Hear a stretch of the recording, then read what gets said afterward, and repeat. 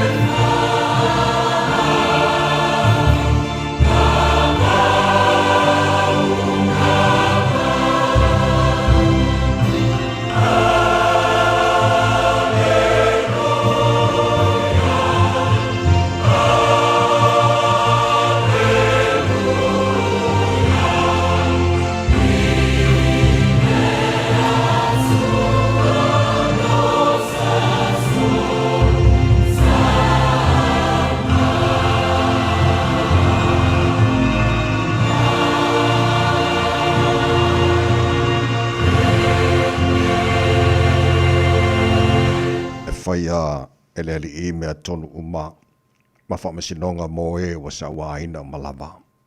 Na ia whailoa na ala ia mose o ana ngaruenga le whanaunga Israelu. E alofa muti vale ma alofa fua mai leli e te rengesi alona to sa. Ai tele lona alofa lo mātou ta mai o le langi e pa ia lava lo suafa mātou alo su le Taeao sengi pese o vi inga ma alangaina lo manu malo fa manu ma fa ne e ante o nei Taeao fou o tele tale manua e titi mala nei Taeao lo mātou tua o mātou tau ta wailo si le CDS ma mātou fa aftai wa o la vole tua o te tau mona mea iei le vi inga man fa aftai nei Taeao o le tua o e soi fua ma le mamawe o le fa vau o le tua o la e le vi inga o le mamalu o le tua o e pulpulu le mātango fie ta maa fa aftai tele lau mea lofa le o la fau o mātou maua le nei Taeao fa aftai lo lofa ua mo mori fui matai te mai le fo launga na tiro le nei Taeao sengi we fa popol nei aso fau lo latu sui fua mo le mātou ni yola mātou au liei fo le nei aso lua o luas futolu iei aso yuni al mātou fo launga le nei tau sanga ia al mātou malanga le nei aso lo mātou te maa wana oe lava mātou te maa nuai wana oe foi mātou te maua i o whamunianga whamunimone te maa se e tau tai ia le mātou fo launga o whai nei ia manu ia whai wala whengai mana tino le nei aso fau e a mai mātou te nofu a tino mamau e mana tua pia Samoa le tino e pele le loto o le mātou te talo angara nei whamunuia ia Samoa manuia te tai o Samoa manuia na i o mātou te ngata oma e le ngata i Samoa whapenaso se vahenga nei lalolangi o lo alala ma papa ao ai ia whamunia fo le nea tonu New Zealand o mātou na nofo mau mawai whapenatunu oma o le nei lalolangi alafongia nei mātou whanau ta maa whamule mole au onga nei yaso marutia la tau le paolo o au au sa ili le poto e ala ia au onga ia le manuia oelo mātou tua i whaiva whengai malim ta mata i whaia onga o ngafa malea oina ana ia mātou whanau e mana tua pēa le tu malu muli panga mana tāpua inga na ia mātou mātua tua asin sino Samoa le mātou te talo i lea Taeao ma lea Taeao mātou iai le maru uru o le tau nei tulangi ma le nei vaitai ma le tausanga o mātou iai le mawhanwhana loa lafa te tolu ai nei lātou whafoisia pēro lātou se fua laule le tino sisi le lawa le nganga me o mala whara mātou whaira nia so fau e mailo mātou o tua te ngata malana whai lava ina ia fo ia tulu vi inga ia te oe te mawha mone wha a manu ia mai le tautua rida Samoa ni aso ato o mātou wole mātou mala au i nei mea malawa ala swafa manu malo Yesu ke riso lo mātou o i mara mātou whaola Amen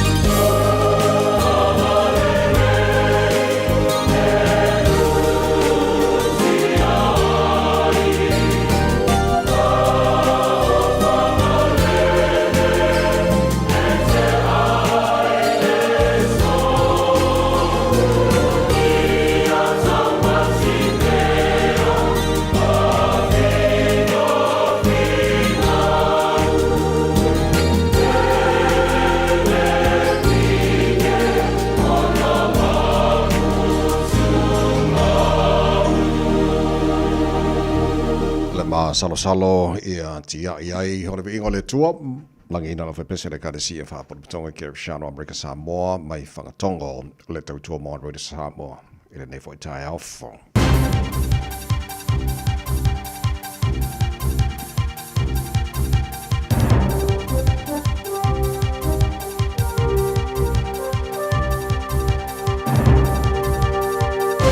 In this update, Sir Keir Starmer has resigned as UK Prime Minister and says a successor will be in place by Parliament's return in September at the latest. He resigned last night in an emotional speech in front of 10 Downing Street. Sir Keir has asked the Labour Party's national executive to set out a timetable for finding a new leader, with nominations opening on July 9th. He will remain as Prime Minister until the contest is finished. I will also give my successor my full and unequivocal support, knowing that they will inherit a Britain that is far stronger and fairer than the one I inherited 2 years ago. And that successor is almost certain to be Andy Burnham. He's been sworn in as MP for the seat of Makerfield just hours after Keir Starmer announced his resignation. Burnham has also announced he'll stand to replace the Prime Minister. Disagreement between the Conservation Minister and opposition MPs over potential sales of conservation land. The government's Conservation Amendment Bill clarifies where land can be sold, with agreement from DOC's Director General. Revenue would be reinvested into conservation. Here's senior political reporter Azaria Howell. The Greens say the bill goes against the purpose of conservation and environmental protection, while Labour says Kiwis expect land to be protected. Minister Tama Potaka says the idea that he supports a mass sell-off is a myth. He says legislation's decades old and needs to be fit for purpose. Egg and chicken producers are focused on preventing the deadly bird flu from reaching New Zealand. A second bird has tested positive for the H5 strain of the disease in Western Australia. Poultry Industry Association Executive Director Fiona McMillan says there's been years of preparation here. She says the focus is on encouraging farmers to prepare to try to keep the disease out as much as possible. That's news. In sport, a case of what might have been for the All Whites at the FIFA World Cup. Having led Egypt 1-0 at half-time in their second pool match in Vancouver, New Zealand conceded 3 second-half goals to lose 3-1. Coach Darren Baisley says the post-game scenes were frustrating. You know, when you see a team celebrating like that on the pitch, fair play, but that could have been us. We could have been in that moment. It hurts seeing other teams celebrate. Ardie Savea is ready to play after being named All Blacks captain. It had been speculated Savea may rest some or all of the upcoming Nations Championship test following his return from Japan. But Savea says he's raring to go for the opening match next week in Christchurch against France. That's sport. I'm Jodie Gill. Ua na ole Radio Samoa se furulima iwa toru amo e tautuaina o e ilaungangana fitua so le vai aso. Ele swafa mara malolo ta tori faolo Yesu Keriso e mo mono fa talofa mo fa felo hai mo fa tu lima i fo i le amatere lava mara fa alo sa moro watero pele ile pa ia mara malo lo fa fonga ngara nei Taeao Malu mara Taeao sing palo la mara sui fu mara ia fa maro fo le tino ia le folau ua tatou wa ora nei Taeao le lofa malanga de dei o le tano matai le langi fa popole nei aso lo tu sui fu mara mahatu wala ia matatu o le aso fo o le aso o fai le tua tātou te ori matātou fia iai o mai ala ia tātou panapatia whaatasi nanga lei o tātou tupusira sire le langi o le fō mboni mai loutou si fō mana mātou mahalosi o tātou sire whai lomo re noa o tuare noa manua o mala e le nei Taeao talo fō i ona tua mai le tātou mawhatanga e le aso na nafi ala fō mai le tātou atua tau tai tātou fō launga nei fō i aso ma tātou fō lau le lalo na alofa o tātou iai le nei fō i aso lua wa lua se fulu ma le tolu i aso iuni o le tātou fō lau le lua afe lua se fulu ma le ono o se mai la whaafonga le poro kalame maru le Taeao Radio Samoa to ona nei tawai meni so so mai sini o tata Facebook mari YouTube Radio Samoa se rata si patia ma fenga pesta ao jelo sio ya wa fole to ino lo to pa yelo to maru se pa ile tu la se fulu e le Taeao nei ya mo le nei fo Taeao fo tatu avela van mo ma fa sangi le tatu tu le langi te le yo na lo fa e uile maru do nei vai tau te sanga tatu yele nei tu langi lo langi lo to la ma pa awai ya ma tu no foi ya ai nei se me e ma fa ona fa te se nei tatu mo le no fa tu no tatu tua E ala ia Yesu Kiriso, le loina mo te alo tusi fua, mo matu wala nei foi mai taimo le tātou wholonga o tātou i nei, mo nei tai a fau. Ia, o se maia, lau whaafonga, ma lau mai boa ole, loi tau, mo le aso.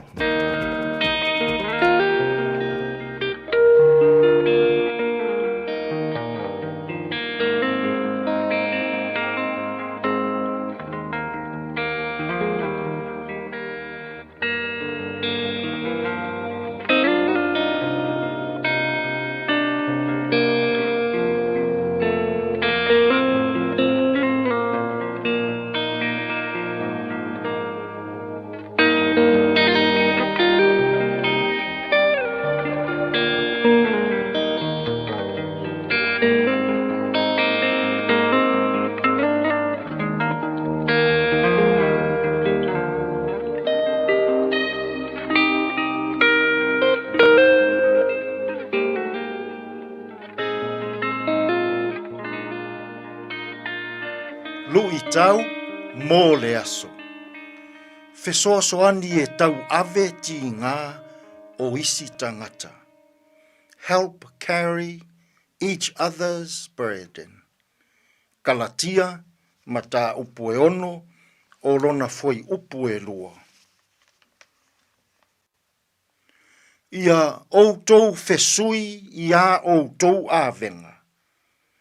Ma ia whaapea ona outou whaia, le tū la fono a ke riso.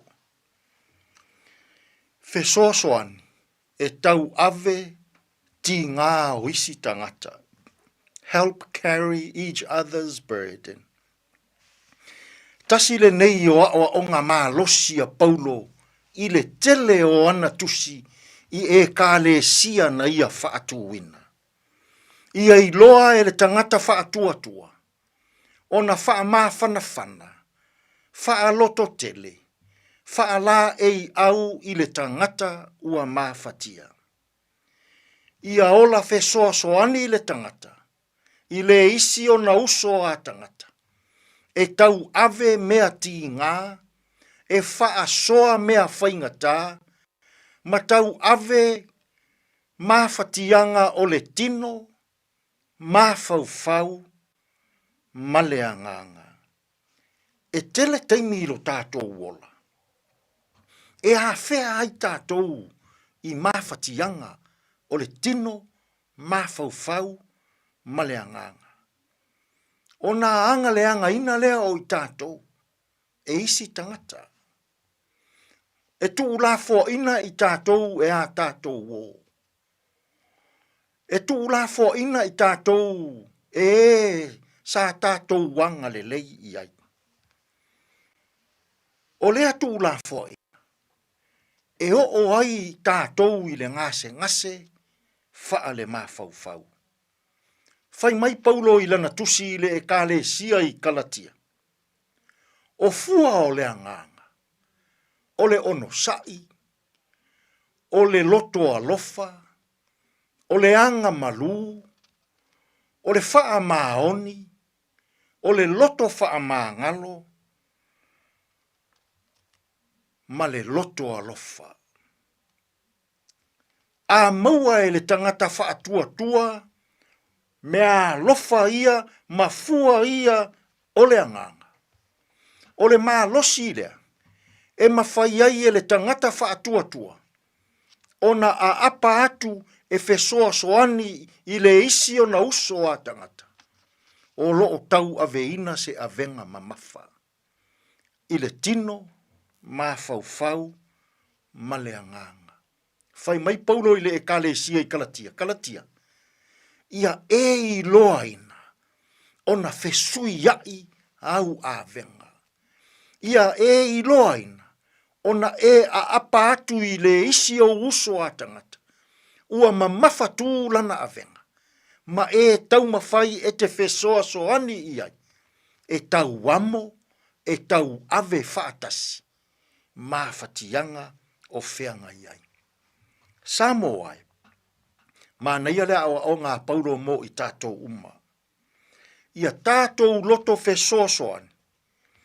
E tau ave whaatasi avenga mamafa. Ma nisi o tātou uso a tangata. ua fea I mawhatianga ma ti ngā o le nei o langa. O ai ua mawhatia. O ai ua ti ngāina. O ai ua fia ola. Ia e loa ona e loto fesoasoan. E wha mawhana whana.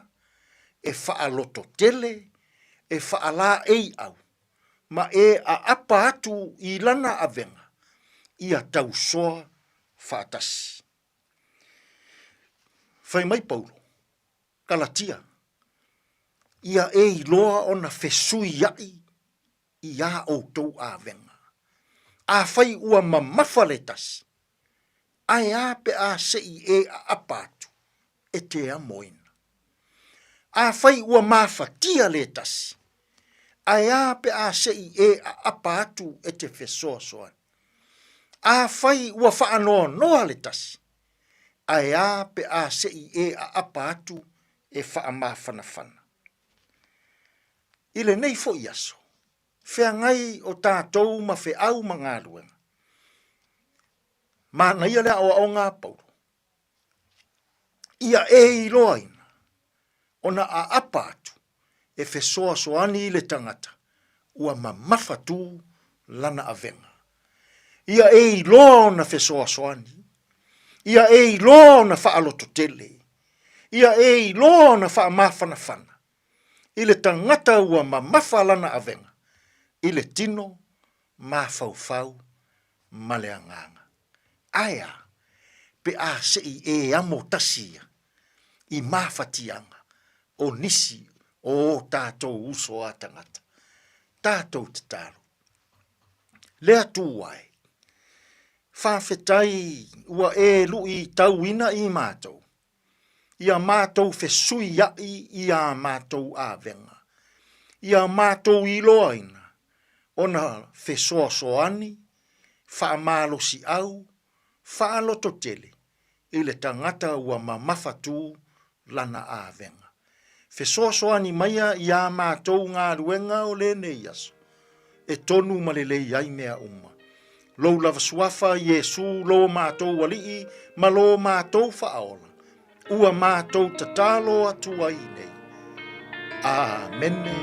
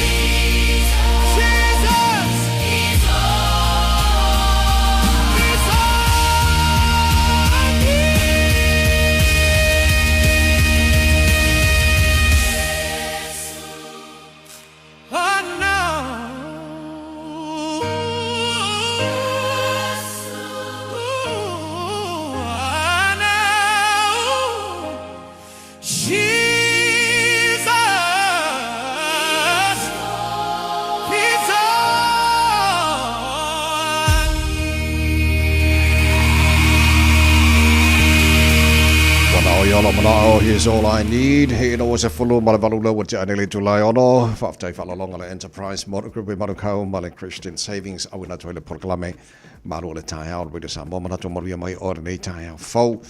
Malu Lutao mo in New Zealand, Australia, I'll tell Marin Malu Samoa, Alawa, Sama or Bangalay or America.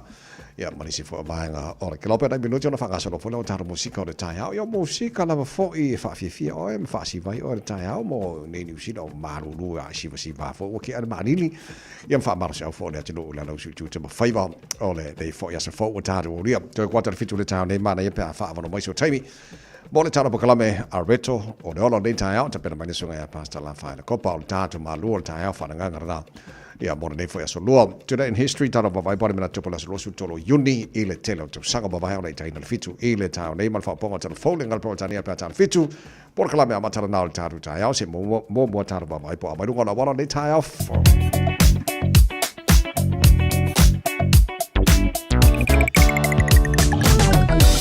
Good morning my lords if wa vale ile nei time o Taeao au e lunga le highway lo se furu malanga tu dei sauteanga isi sifo o lo te baba tu fai poloka pe no uso mai nei le Taeao e ni so ngaruenga a wala lo fai ai I le vaenga lea vaenga lea mata tu lava I lo titi lo tu le kiu le wo ai a mata tu lava I le yo tu Puni Road on ramp fa so lo tu ai o massive road on ramp fai poloka nei vaenga o le Taeao mo tato lo malanga sifo por westbound o le state highway go se follow o le southbound lai okay se vangana mananga lava le los fulu alo titilo atu Facebook kamane neva on Taeao lungo state highway 1 city bound around Takanini Facebook kamane neva on Taeao kumeo anga fenua pai mo sifo pauna banga le mo mai o sivanga o mona wala ina baba yatu yo lo solo ga lem sanga mo nei Taeao a vale te pena le Taeao plan le lo Taeao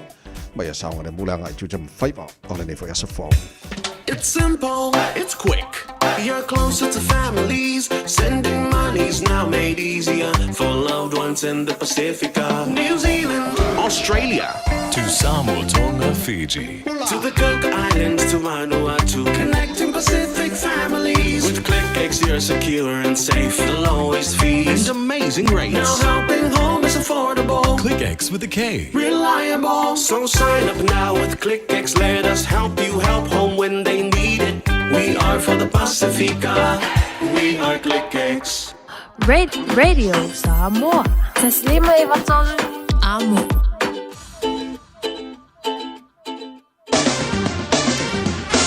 Painga matal talo tawara nei foi Taeao fo tamaki makaura o kilani no fonga fa salonga radio Samoa fu tasilo ina malu lu nei taimi ole Taeao winga fa mo wino tawale so ona fa solo na awa o pa u timu ni so taimi fa solo lang de lei fo ini so taimi mani so baenga o kilani ngi mari mar savidi mai sauti se sae fa solo nang mai matu se sae ni so taimi ole Taeao nei fu fitu maulunga o ele malu lu e fa mo wino mo o kilani e ne foi aso Taeao pe audio la fa solo pa ultimo tele vaenga o kilani tu se le maru lo nei Taeao fu fitu lo na maulunga lo vaenga yon tu atu pa ultimo la stoffi fa pena for pa ultimo la for raile fa solo lang de leile sto na imala sama so for na va yaso o luma na yato fa bonga ia la vai tau o tala ia te o nei foi Taeao fo a fanga solo le por kala me maru le Taeao ro de Samoa na foi tara va vai tu la o ile tau tiro si vaenga no si la pena for tau Samoa mo se vaenga ke lope se fulu mal a los fulu le wote ani le tu la ono ala wa ki le to o le pese tala ina fa fi fianga ro de Samoa nei Taeao la tino ga i tu te manga ro Taeao maru lu o ya o to malo lo sa Mario fa me so pese le mo Samoa,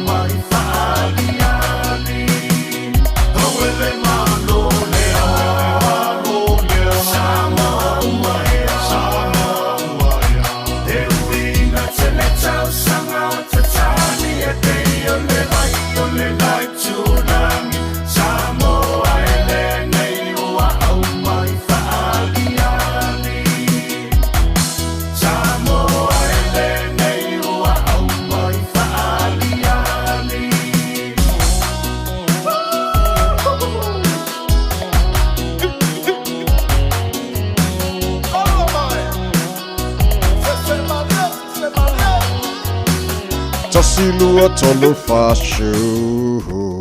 Juhu, los for fitu wale afala waja nele tulai ono. Malo fafta le tino le fata smile tato. Polkalame malo le Taeao tato ye lona los fu tolu ne yaso le masina lona ono tala fola wale dua fe los fulu male ono fata lofa. Ele malo le tino wale usu tute ma favor ne fo Taeao fo.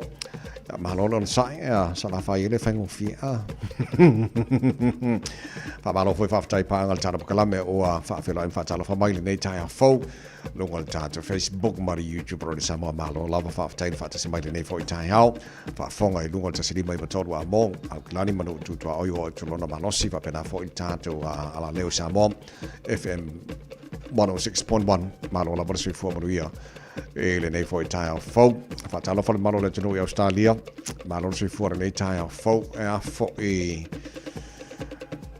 o mon fi lo pele kila sana fia ole alau ngasa olau piki ile au te loa ye nei filfilinga ele atotoa tatu talno atile pate ala fitu le tano itu langa o talonga mole fa fo mana tino ya America mai si vai ngala langi ya ole auro peleki ole auro na look forward mai ya tamata alo New Zealand ida ya usia ole au silile na maulunga New Zealand e menei o la kapi ya ole lao piki auro ni fo tu sanga ya ua fitfia foi le alo Samoa e kapteni ai le sunga ya ari sabea ya ole ua fa moni mai le son nafi wasa tatu fa Italia nafi sa batu ya sia ulisi fa tai la son nafi ya se tatu tele no atili le baenga so congratulations ari sabea fa pena fo ona fitfilia ya kapteni ne lo peleki ya mesho o talong ole amata le vaso fo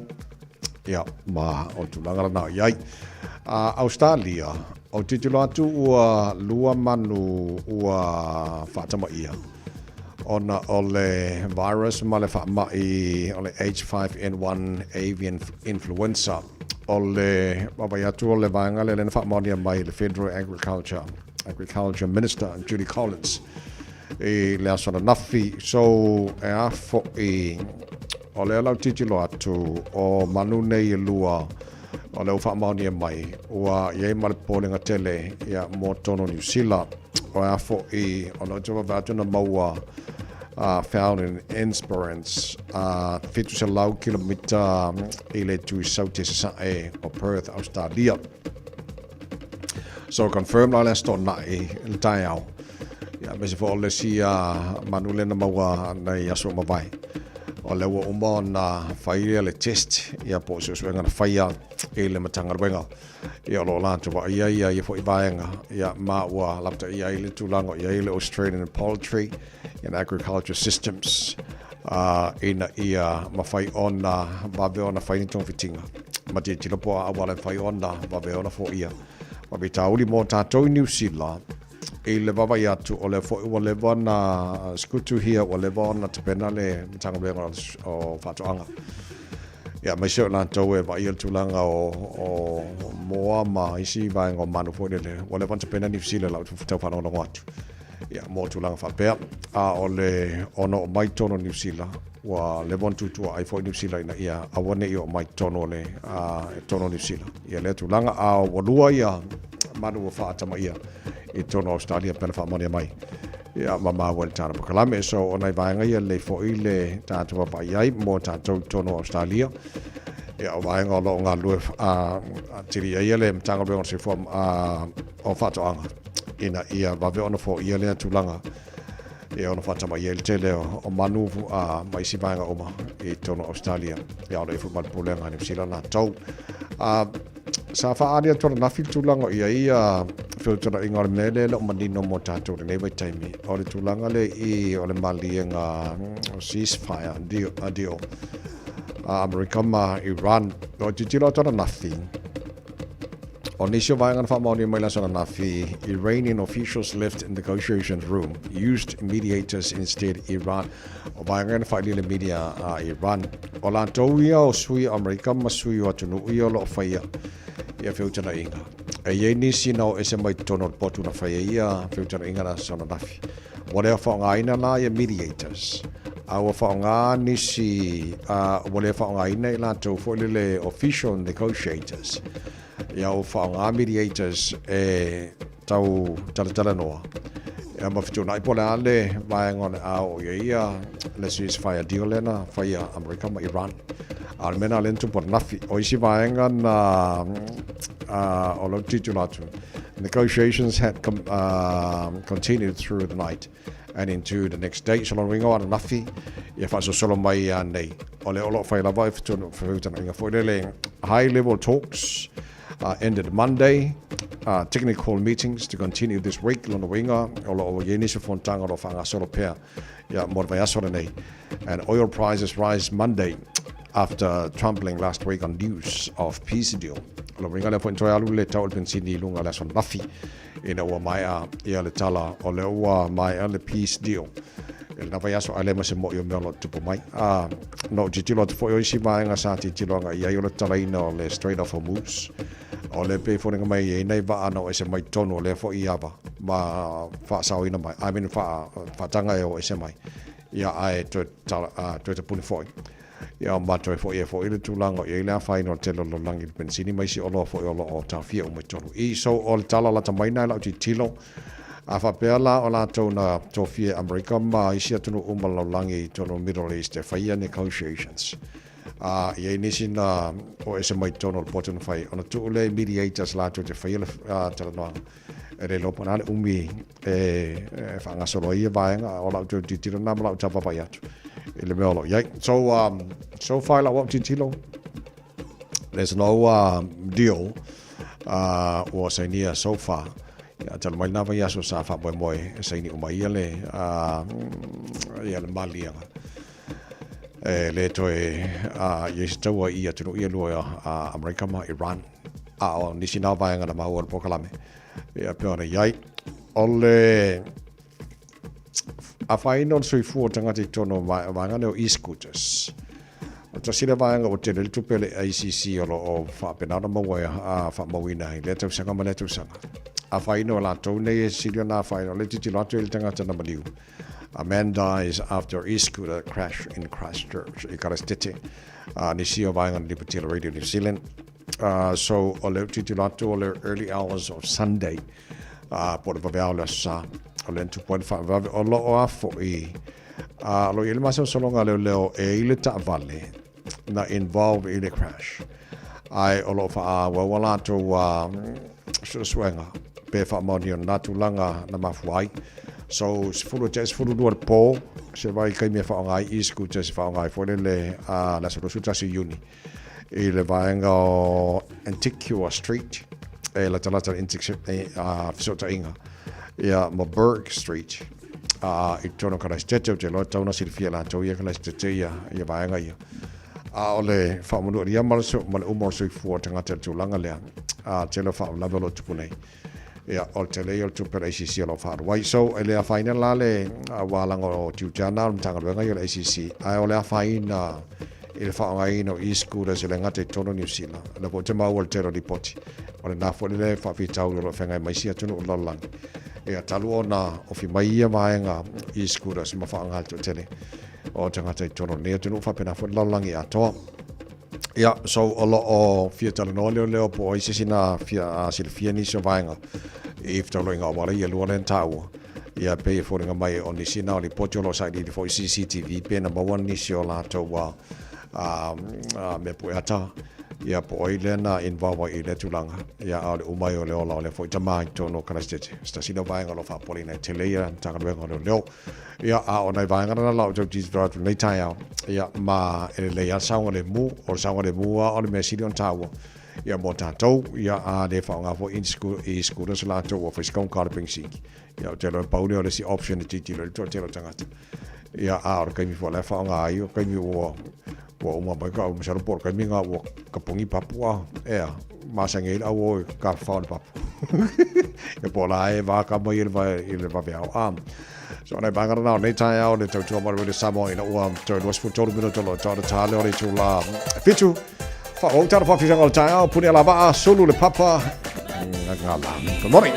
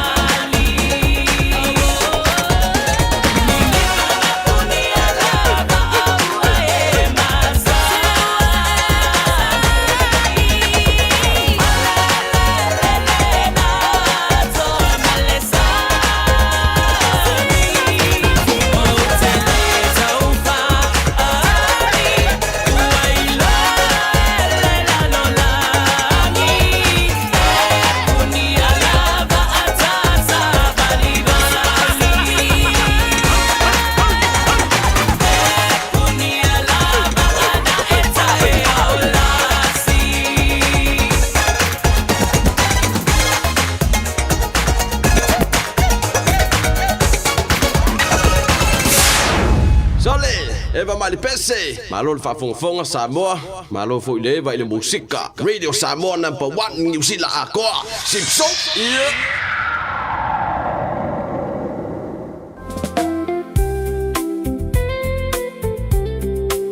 Ua over malionos fulu tau sangal tau tua al Christian Savings. Ole au nanga e fsosoani i linga luenga le atua. E ala i le langolanguina o le fausi o wha le tapuai, o mautau wha whiangainga, wha apea le wha atau, to e wha fau o mautau ngā luenga. Whafsota i mai le emaili info@christiansavings.co.nz, po le telefoni o iwa 5valulua o tolfitu, o iwa 5valulua o tolfitu. Tātou ngā lulua e whaatasi, e whaalau tele le malo o le atua, e hiai ai inga whaapitoa. Au kilani I saute, o sa ili se Samoa o e malo ainga, o le Enterprise Motor Group manukau o lau fale taavale wha moe moina. E tele taavale matango fie filfili mai ai, tele le fisosoani o lau whai ngā luenga mo oe, mo se taavale e talafia ngai, su mai I le 5 Grey South Road I nei manukau.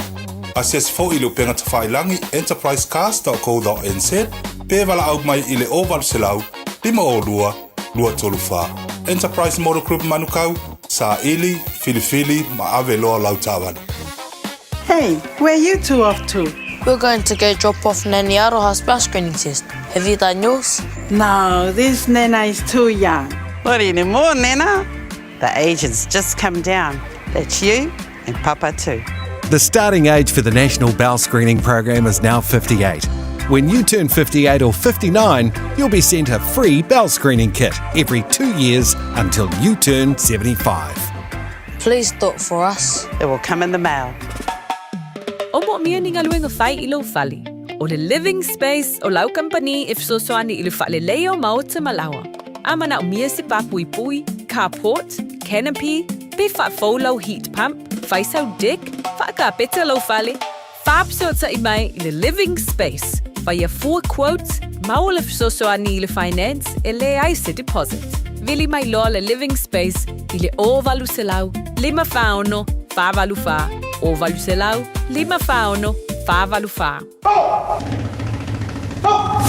Radio Samoa, tasilima iwa tonu amo.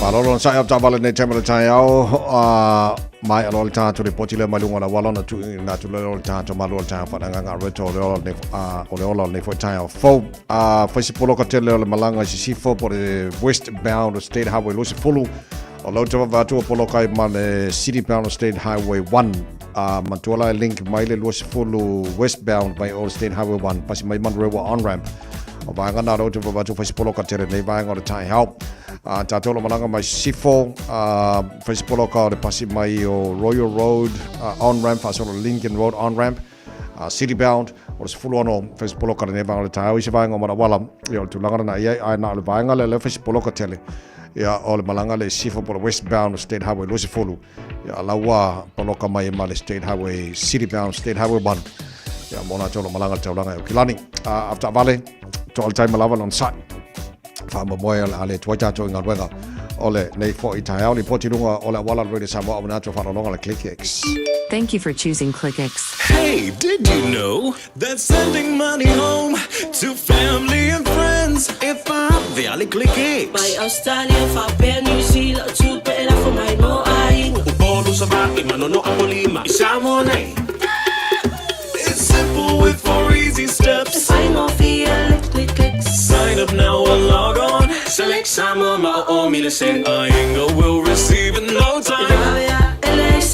But don't forget safe and secure. Saunga lemu oila utautua.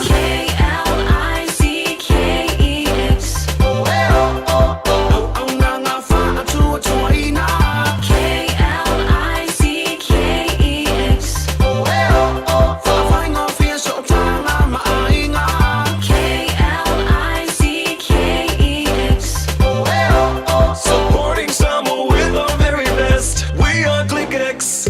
Alofa lava, o le si'u fofonga le nei o Samoa, le Radio Samoa. Bread of life, sent down from glory. Many things you were on earth, a holy king, a carpenter, but you are the living word. Say it now. Come on.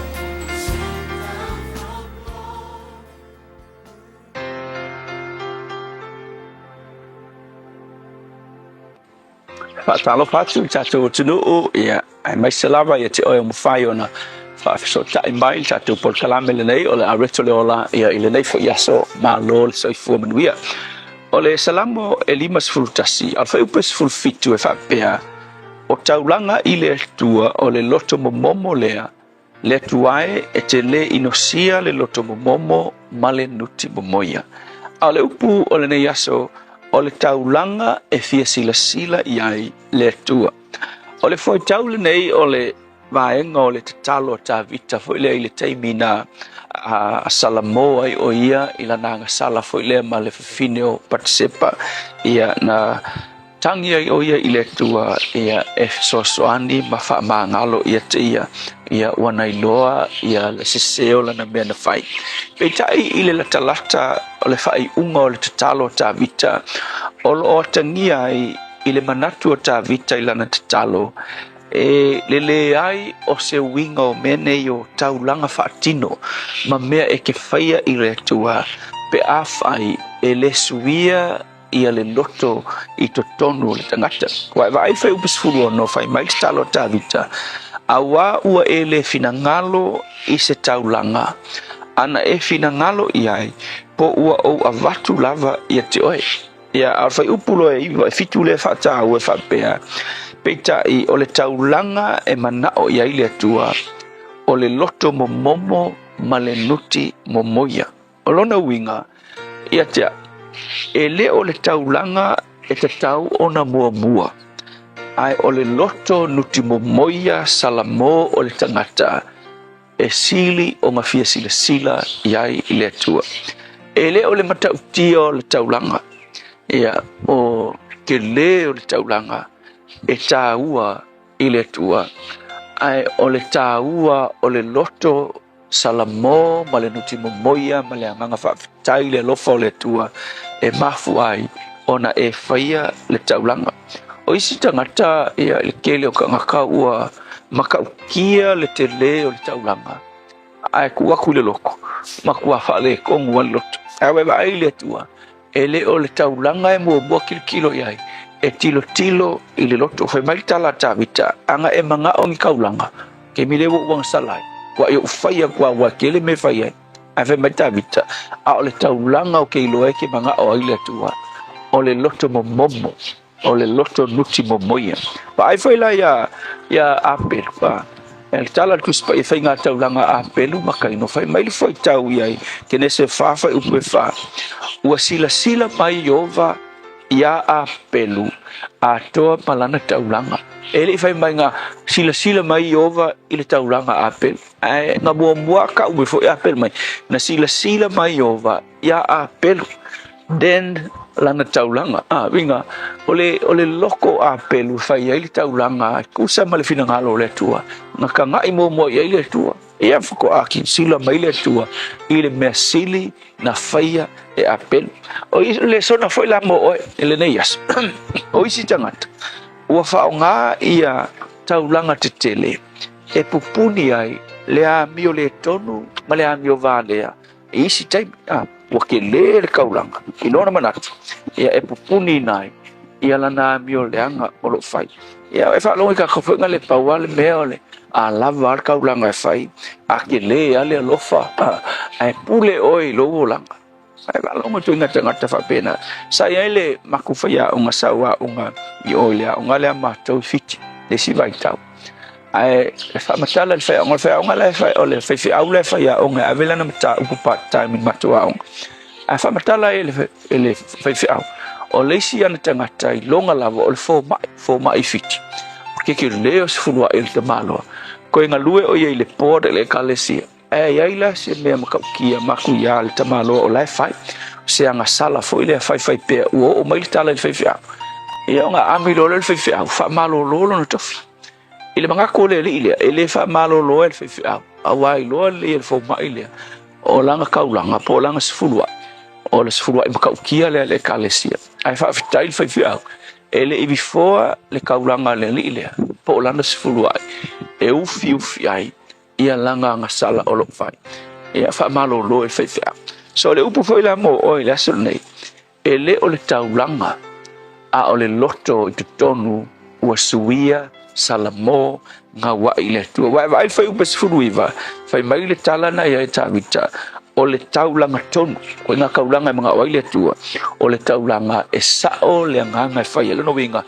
fako ama ngai ka ku kaulanga mu mo singa kaulanga fai le tu ina ua sao lo loto ile tu le tu se if so soani taimi fai nga taulanga niso i mātou wa vea taulanga tele ufi ai mea se malele sao o mātou loto so soani lo watunu amen.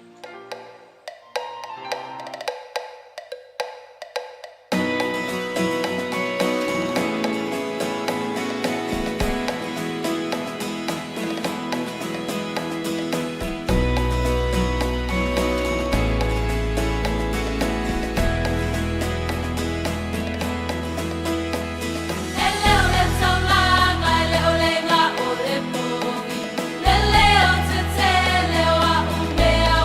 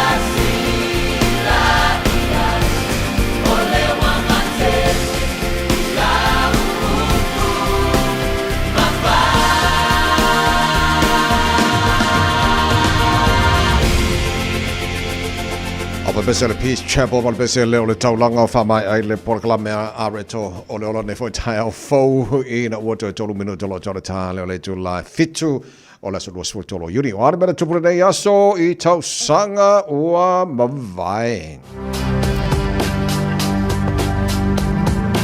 Aso lua sulu tolo yuri o le tausanga a feiva se la uono se fulu ma le tolu o le aso whamawina o le malanga a le presidente lon tolu sulu lima o Amerika John F. Kennedy. O lana tua lea na alu Western Europe una whamawina I le aso lua se fulu ma le tolu yuni o le tausanga a feiva se la uono se fulu ma le tolu. O le aso lua se fulu tolo yuni o le tausanga a feiva se la uono se fulu ma le tolu o le aso whamawina. Na wheloa I le teitai o le malo Polani, a Lek, a Walesa, ma le teitai o le Kanesia Katoliko, a Pope John Paul II, I lana papal visit to Polani, Poland, I le asorosu tolu o Yuni o le tausanga a whewesala warse fulu ma le tolu, o le aso fo I lea rosu tolu Yuni o le tausanga a whewesala warse ma le lima, o le aso na whamawina na pomuina I le Air India Boeing 747 o I lunga le Air Latalata I Ialani na mari di wailato tolu se lau lua se fulu ma le iwa. O nisi nā mea whamawina na tupula se lua se fulu tolu yuni I le telo tausanga mawai le tautua mo already Samoa ina wato lua minuto lo tole tale o le tu la fitu. Tatu talfoling al protania pia mai atara fasa longa fa business. Gynecological cancers can be silent. You shouldn't be. Learn more by visiting thepowerofknowing.co.nz. If you're unsure or concerned, speak to your healthcare professional. E le te tau ia oe una nā tia a fianga o le ka nesa o tutonga sā o te mai tai. Mo le sila fia atili, a siasi le powerofknowing.co.nz. A whai o e popole pe le mautinoa, tala noe lau fō mai. GlaxoSmithKline New Zealand Limited, Auckland. Ooh, it's an ad break. Perfect time to be reminded that winter immunisations, including flu, are available now. Schedule them in at bookmyvaccine.nz or with your healthcare provider.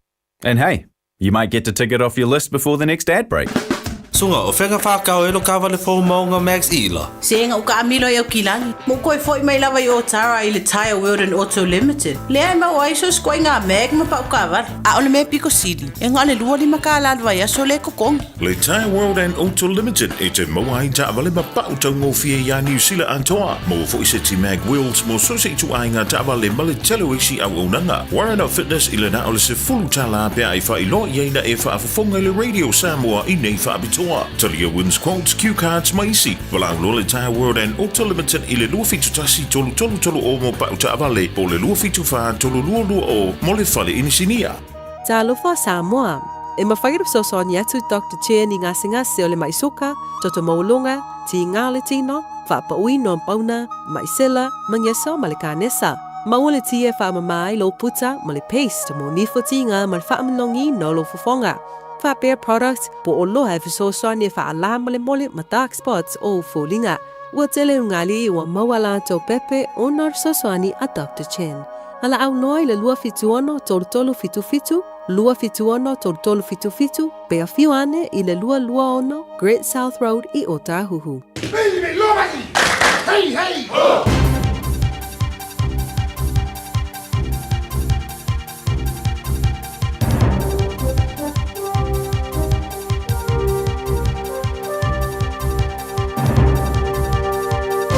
In this update, Keir Starmer says he's achieved a lot as UK Prime Minister. He's announced his plan to resign and ordered the British Labour Party's National Executive Council to set a timetable for finding his replacement. Starmer wants a replacement before the return of Parliament from recess in September. He says he's proud of the reform he's managed to achieve for his party and his country. Ripping out the poison of anti-Semitism, restoring trust on the economy, defence and national security. The just-departed Mayor of Manchester, Andy Burnham, has been sworn in as the MP for Makerfield and has announced his intention to run for the top job. A fresh push for a nationwide bed tax has been launched by Regional Tourism New Zealand. Its proposal would see a small user pays tax for stays at hotels and Airbnbs, with the money going towards events and tourism infrastructure. The plan has the backing of several mayors, including those of Auckland, Rotorua and Queenstown. Good news for A2 Milk shareholders as the company wins approval to sell infant formula to China from its plant in northern Waikato's Pokeno. It bought the Pokeno plant from Chinese company Yashili late last year. The company is now moving ahead with a $300 million special dividend for shareholders. Shareholders Association CEO Oliver Mander says A2 Milk's shares rallied by 11% at the news. Investors do like cash ultimately, so anything that creates the potential for more profitability, more cash flow will be really well regarded by the market. An investigation's underway after a man's fatal e-scooter crash in Christchurch in the early hours of Sunday morning. He crashed near the Burke Street intersection with Antigua Street just after midnight and died in hospital later that day. Police don't believe another vehicle was involved, but are asking for witnesses or CCTV footage from the area. That's news. In sport, Argentinian football fans are already in celebration mode during their Football World Cup group match against Austria in Dallas. History was created in the 38th minute by veteran striker Lionel Messi on TVNZ. Number 17 for the great number 10. So many stats to his name. Messi's become the World Cup's all-time leading scorer with his 17th goal overall and 4th at the current tournament. Argentina leads 1-0 late in the game, a scoreline that would see the defending champions move to the top of Group J. Newly named captain Adi Sarvia says he'll be ready to play for the All Blacks against France next week, despite speculation he may be rested for the July tests. That's sport. I'm Jodie Gill. Ua na ole Radio Samoa se furulima iwa toru a mo e tautuaina o e ilangungana fitua so le vai aso.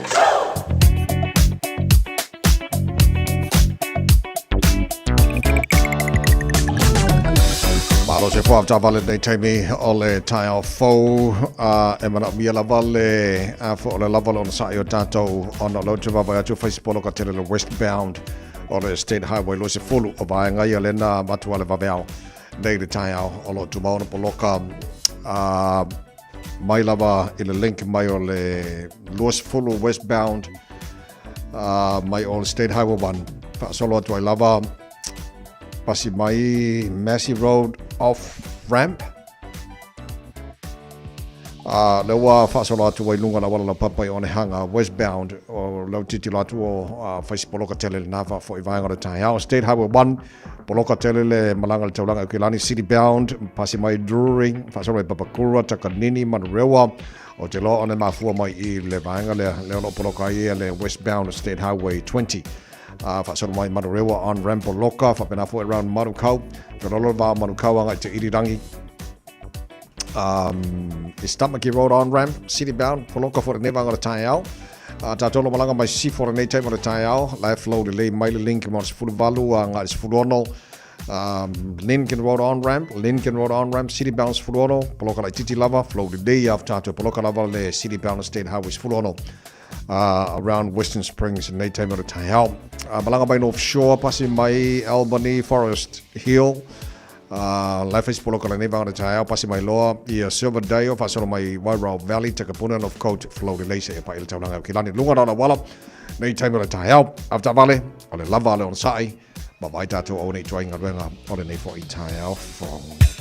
It's simple, it's quick. You're closer to families. Sending money's now made easier for loved ones in the Pacific. New Zealand, Australia, to Samoa, Tonga, Fiji, to the Cook Islands, to Vanuatu. Connecting Pacific families. With ClickX, you're secure and safe. The lowest fees and amazing rates. Now helping home is affordable. ClickX with a K. Reliable. So sign up now with ClickX. Let us help you help home when they need it. We are for the Pacifica. We are ClickX. Radio Samoa. Taslima ivatol amo.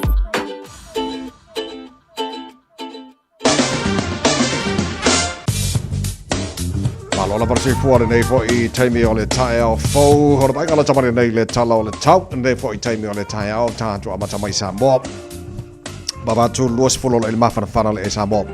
Ele nei taimi o le Taeao wingo le tau Samoa le fasolo langi le tau awaoa le tau Samoa ni so vaenga o le tunu e po fo timu ni so vaenga Samoa le so ma na ia le malu le Samoa nei vai taimi luas fu fitu e fai no ele maulunga o le vela le Samoa le so luas fu ma le lua I lona mawalalo o le ngalo taru tala mai Samoa pe ata le balu I le Taeao nei o le no foi fa talo fa le taru po kalame pa o malava para balu le Taeao o lo taru pa futa le ngata I America Samoa pe pena foi Samoa I lunga o le Facebook mari YouTube o le Samoa pa pena foi le FM 106.1 I Samoa ma lo lava ia le soi fu maruia manato maruia mai ka ma mai la ma ele malu mai le o vela tele le tau Samoa ia mo tata ia sauni o Samoa le foi yaso se mai talo tau New Zealand nei tato amata mai mo tu saute fa talo fa le malo le tuno iso sa vai mo tu saute o lo tato ma futai foi le nei tai fo ma lo se fu maruia Vava tu Westport la fasona na awa le tau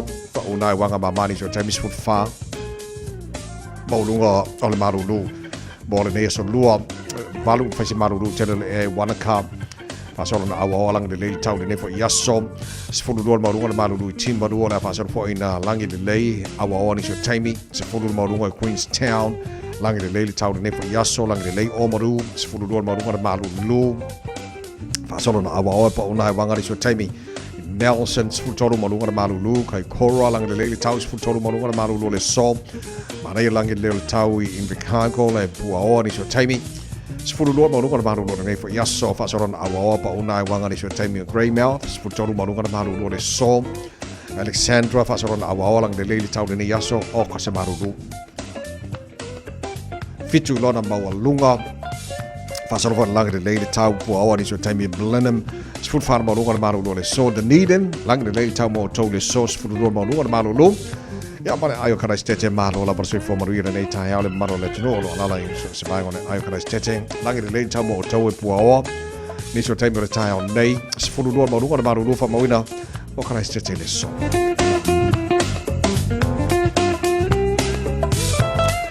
Ile baba ya tu le motu I matu le pito la velunga motu matu kai taias for fitu marunga maru le so e fasoron awa pa utimu ni so taimi e mafati munga le fasoron tu le fia na nei fa tala for mano le no so se manga la mo morning tone lo tara ma futa nei Taeao malo la ba e le so fo maru ya lang le tamo to e puao ni so taimi fasoron po na awa ya pa una wanga ni so taimi o morning tone le fia na nei as for far marunga maru fa mawina more la mo morning tone e le so O isi vai ngala vei fanga rei ala fasona awa pa utimu sfulu valu morunga malulu sfulu oro morunga malulu fa mawina mo tauranga le so ma tena awa pa unai wanga ma mai ni so taimi ma se lavala oli sfulu morunga malulu taupo fasolo ina awa pa utimu e de nei fo yaso baba yatu sfulu morunga malulu roto rua fasolo awa pa utimu ni so taimi la oli Palmerston North lang le lele tau fa soron awa pa utimu ni so taimi na fia na nei sfulu no morunga malulu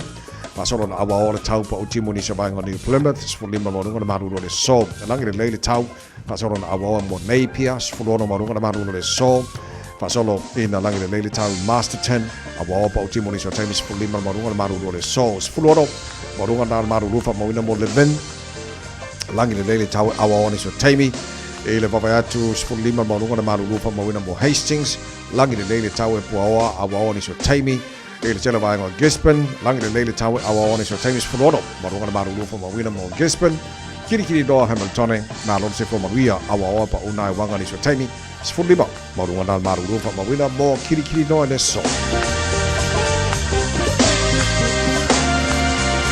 Sama ki makau rawa o kilani no whakawhasalanga Radio Samoa a pongi sa pe whafos fulolo il maru luna nei taimi o le Taeao tu mau inga na tau lea soe awawa pa utimo ni so taimi langi le leifo ni so taimi le sos fulfitu mau lunga na maru lufa ma wina mo au kilani e le nefo yaso Taeao pe au dio la whasona pa utimo tele wainga au kilani te tusa le maru lua nei ma Taeao fulfitu lona mau lunga la wainga yon tuatu pa utimo tele wainga au kilani la stoffi pa utimo tele wainga au kilani la sforeile langi le leile sto nai ma le so sa ma so fuam ana ba yaso lo mana yatu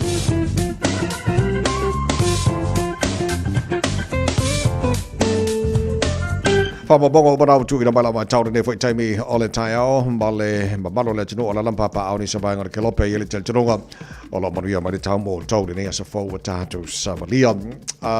Ole was a full Matasima Alpha Minutel, what I nay, lay to La Fitu. Ja, maar of afte dat no on sai mai, afte for the fact is mai tata po kalamel nei teme tai ma to maru mai oi, fa si maru lu tau mo ma to nei New Zealand ma Australia. Le ma wa ma nei maru tau Samoa, mo tatu sau ni malanga mo Samoa. Mo ye fa nga malanga ora nei yaso, le ma nei ya la nei wa ka ko maru lu nei. Ya le tu sala la embo ya le maru le tau mo la to le Samoa. Ya ke no la vela mo tatu, so wo ta pena. Ta pena ya wone ai po nei ba nga fi ai ro tu si fu.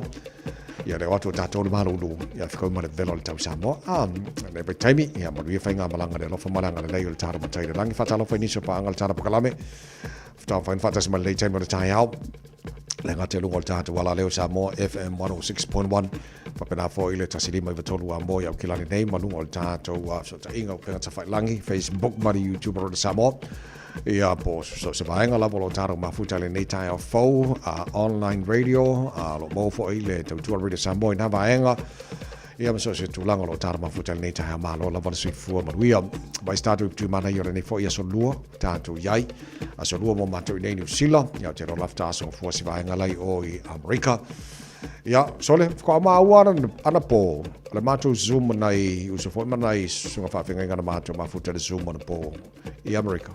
Nga fili Father's Day America. Karo fai. Ia, mo nai tama uma ma, maro nai tama uma le tunu I so se vai ngo America. Ia, fa mo na mosto Father's Day man we mo to la ngo ma ko pe ma ko se te mai. Ngei ku dang hiolo ma ko ia. Ia nga na wo panga wo mo sio ko fo ia ska nga kerin ko wa. E ko me alo fo ko Father's Day nga fia. Ia, le lei. Vi lo fo le tua tasi ya na maua uma tamao Samoa tono le malo tele America e sia sa tama maruia man fifia ya mal kero ko me ano fala son na fi faftain fata se mandar ko labe nei Taeao America ma Canada ma Mexico lo host ele tamo sangare por lo langi lo fanga solo soka ya tele ni so ta lo fanga solo nei Taeao ya ole maruia tang fengal tatu all white and nafi ta longa mai ko pito o lo te baba ya tu na mana ya le wale pena uma le afa momo o le tasi ni sila le ai ko pito ia ale afa mo bolila le te mata watu o le na toy ro ko ai ko piko ia ma wena to sko to malo ai le a tolu tasi ia mo le tatu all white and sila ia o le au te leo mautino le lei ai a o te tilo atu inisio le whainga o te langa ia e tau na malo ni sila latu ta longa le so nei Belgium I think Belgium lo le o ta longa na ni sila le so nei tau na malo ia malo ini point e tau na malo ai ia wa fa pe le o tolu le na malo ai longa la lua sila atu le lua na tu sam Iran lo winga la tau na malo atu na iskoana se mo nga ko sko se koru manga ikeli ia na mo no le no o le si fo I la sanga o le tamo sanga le por la lang so ko fanga solo ai fa ina la New Zealand na fi awa ko pito fa pe fori ko pikori fa pe o fala ori ele de lingla ko sokari o penga o mai fala ori vai kamila ngof polonga isara e lu ale awoni de me sokala ori ia le fa inga marka ko wa ya ai ole ua fili le awa New Zealand ole ol pelekide o le lua fe luas fu maleono a tonu ele teleni tulanga o lo fa te ia il to telo tato ia wa la ulisi fa te tele na batu na fi o telo le ia uma ia tamaya na no pikine la ulisi fa te tele na batu se va na ia na piki la ulisi le alo Samoa le captain mai le awale Hurricanes Duplessis Kirifi mai le lisi al fa ia onga le o peleki na fiele o afia ia le fo ia lo Samoa so te ro para mafu anga ai to tele au tamaya na batu la ulisile na batu na fia lo titi lo to le afia o mai tono le o peleki filifilia te lo pa wana o tulanga na o tele mautino le lei po a tonu mafu anga o le pikina ia Duplessis Kirifi le ele au le tolu fa squad a New Zealand mo le peleki o sanga nei la tu talonga mata le baso fo ai lau ti tilo la ya o huka so mai len piki lau di sile na baton nafi alo Samoa ya asafo ambua los river te sanga o le kalapal Hurricanes Wellington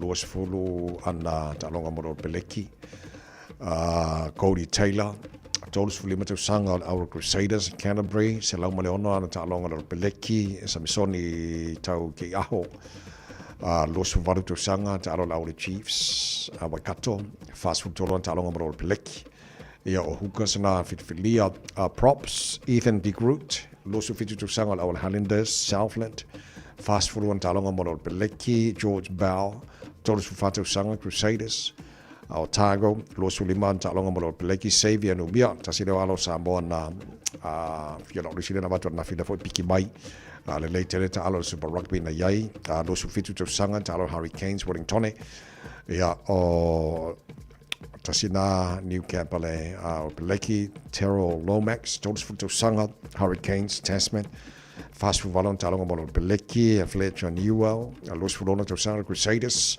Canterbury todos fulima ana talonga moro Peleki e an Pasilio Tosi los fulima to sanga los fitu talon Hurricanes Malbay of Plenties fulono ana talonga moro Peleki so o props na le peleki fifilia la son nafi locks Tupova los fulona to sanga our Chiefs Taranaki fast food to sanga mo le peleki na talonga talo le peleki Sau Patrick Tupolotu todos fulona to sanga le Blues Okilani limas fulona talonga mo le peleki Charles Lord los fulima to sanga talo le Chiefs Taranaki fulona talonga mo le peleki Sam Dari los fulima to sanga talo le Blues Canterbury Evaluan talonga moro peleki o lokana o peleki fifilia la sanafi loose forwards jaloto tele o alo po tamayena na opikina se bangana ile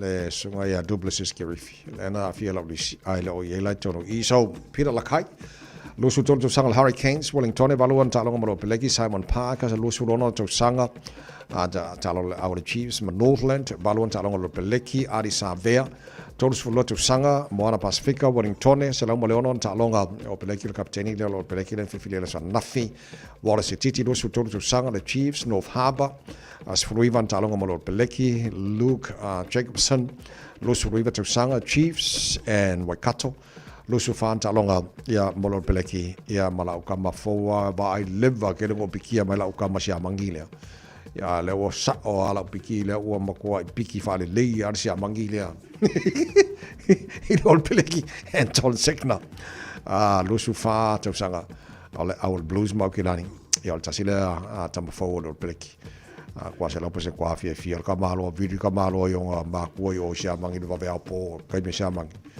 ka we le wa ele ko mo boyo ka ma ko fi fa lo mo wa piki ka malo ya se le ka ma pele so ko piko Samoa wa ya wala ko sia mangile nga no ko lo nge ka ko la ka sanga le pe ke we se piko Samoa ka so ole fo be ki a ko nga lo peleki la so nafi ole backline lo peleki half backs Cameron Roy Card Luis Limit of Sanga Hurricanes encounters Manu Kaus Fufitu Yana Talonga Moro Peleki so far Cortex Ratima Luis Limit of Sanga Chiefs and Waikato Luis Utasian Talonga Moro Peleki Carl Preston Ole Luis Fulona of Sanga Crusaders and Wellington Tasilan Talonga Moro Peleki Olo Telo Motino Le Wala Titilo no Pikina Afa Ole reserve halfback le Crusaders ole tamale no hold them ole afanga le Crusaders le ole pikino lo le pola mo le pikiel kama po le me ole vayale alfa ya ngala tolo pikiai first 5/8 Ruben Love kamala lenga star my number frule al Hurricanes lusu lima to sanga Hurricanes Wellington lima talonga bolo peleki Bowden Barrett todos for lima to sanga the Blues Taranaki Salau fasu fata longa bolo peleki Damien McKenzie todos for tasi to sanga al our sifi marabakato fitu su fanta longa bolo peleki o half backs na I mean, all the first five singa le peleki le piki mai la so nafi midfielders, Jody Barrett, those Riva Tausanga, Hurricanes Taranaki Fitus Valon Talongo Fitu Valuan Talongo Peleki, Queen Tupaya, Lusu Fitu Tausanga out the Chiefs, Waikato, Lusu Fan Talongo Peleki, Billy Proctor, Lusu Fitu Tausanga, Hurricanes, Wellingtonis Futasian Talongo Peleki, and Anton Lynette Brown, Utasile Wala Samoa, Jelo 11 Faman Waldia, Yale Piki Lavale out. Todos Futasi Tausanga Chiefs, Waikato, Varsu Valon Talonga, Mole or Peleki, outside backs, Caleb Clark. Those who fit to Sangala Blues, Okilani, Tosu Jolo and Talong Bolo Peleki, Fehi Fihanga Nofo, or Tassila Sui Fowole, Okere Pikina Tambalea. Langa Olena O Loyalana Ta'alan Kokalake, Olena Fape Umalo Super Rugby, Alota Aloy, Newcastle, I think like Titilato. Ojele Lola Polemena, Yese, close ole for your Conkalaka Kamale or. Na yai ole o mafuai pat lo titilo pikil tamale wakala fe ngai de leia New Zealand mala o ma lo taljonga kwa ko ala pulo le yung lakpia New Zealand ole puipuia o tamane ya wa kamal le teleia wala ngole fa mo mo super rugby alo lan ko kala ke lenga pikiai ai ole o fai New Zealand le awala ya no falta mai ya wala ngale fa alu su tolu tosang ke le are lumanga Arcasile sta le nei nei Super Rugby. Ya le la piki lo peleki. So Hurricanes lo su toto sanga o fehi fine anga nofo talo Hurricanes mal Bay of Plenty landa tembo bolo piki lo peleki. Leroy Carter lo su fito sanga o Sifi Chiefs and Bay of Plenty onota longa bolo peleki. Tamo ya to lua.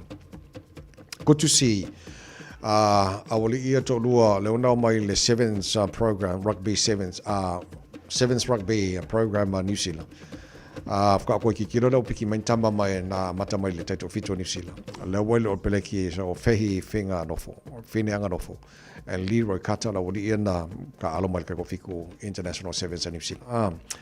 Josh Moby, Kasilia ale wingi le Wellington star for the final and final. Tasinata Mafolo su fito sanga Hurricanes Waikato. Ya ma Will Jordan lo su valito sanga Crusaders Tasman lima su fan talonga ya mo le o bleki o la towele I o yo tamaye piki mo le injury cover Jamie Hanna le locale ala Crusaders lo su tolto sanga Canterbury o la la faya ona o le famano dia tupo vai na piki ele locale ala Crusaders. Ya la tau mana, so kapten o tato au, ari sa vea, ya peona iai. Ile tulango iai ole peleki na, umon filfilia, ia mole, talonga, matala le vasafo, ya talonga o peleki, manga, ya. Okay, lele, congratulations, ya lo umo Samoa, mesmo le sunga ari sa vea, alo Samoa, filfilia mo kapteni, tato o peleki le foito sanga. Tato o Samoa, no lo su fa, o te anele tu na fitu, fa fifianga o Taeao penny no te fa. Kia ora, good morning.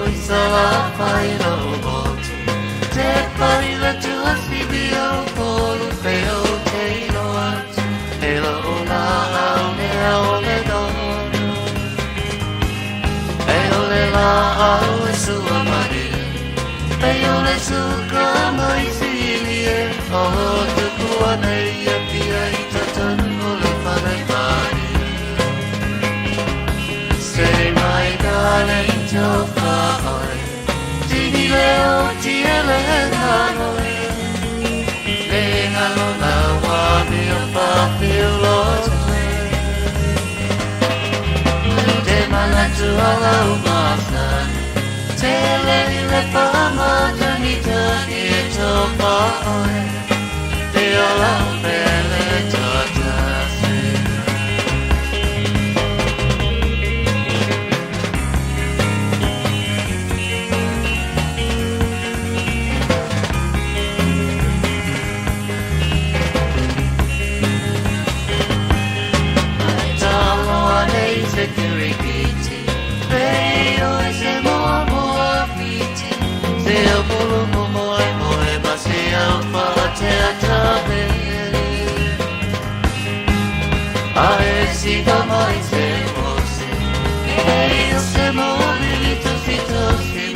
Bye bye.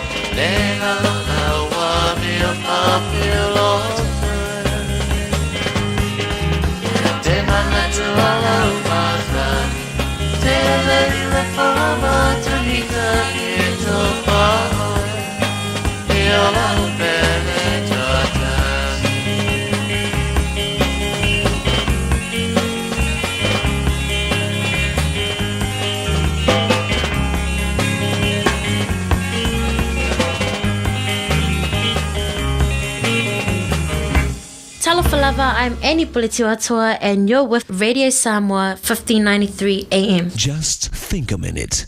It could change everything.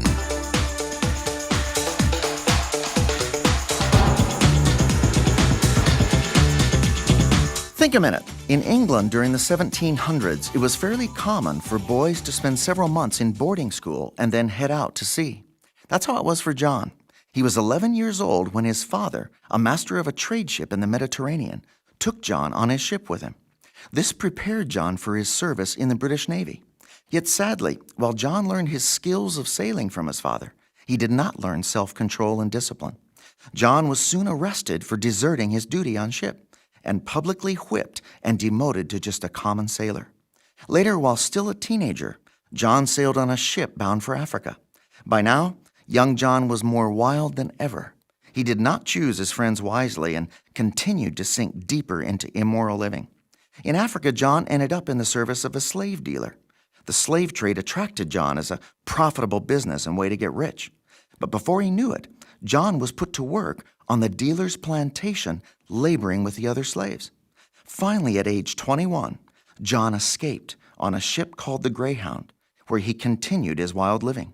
He again chose the wrong friends, who made fun of the good, God-fearing sailors on board, including the captain.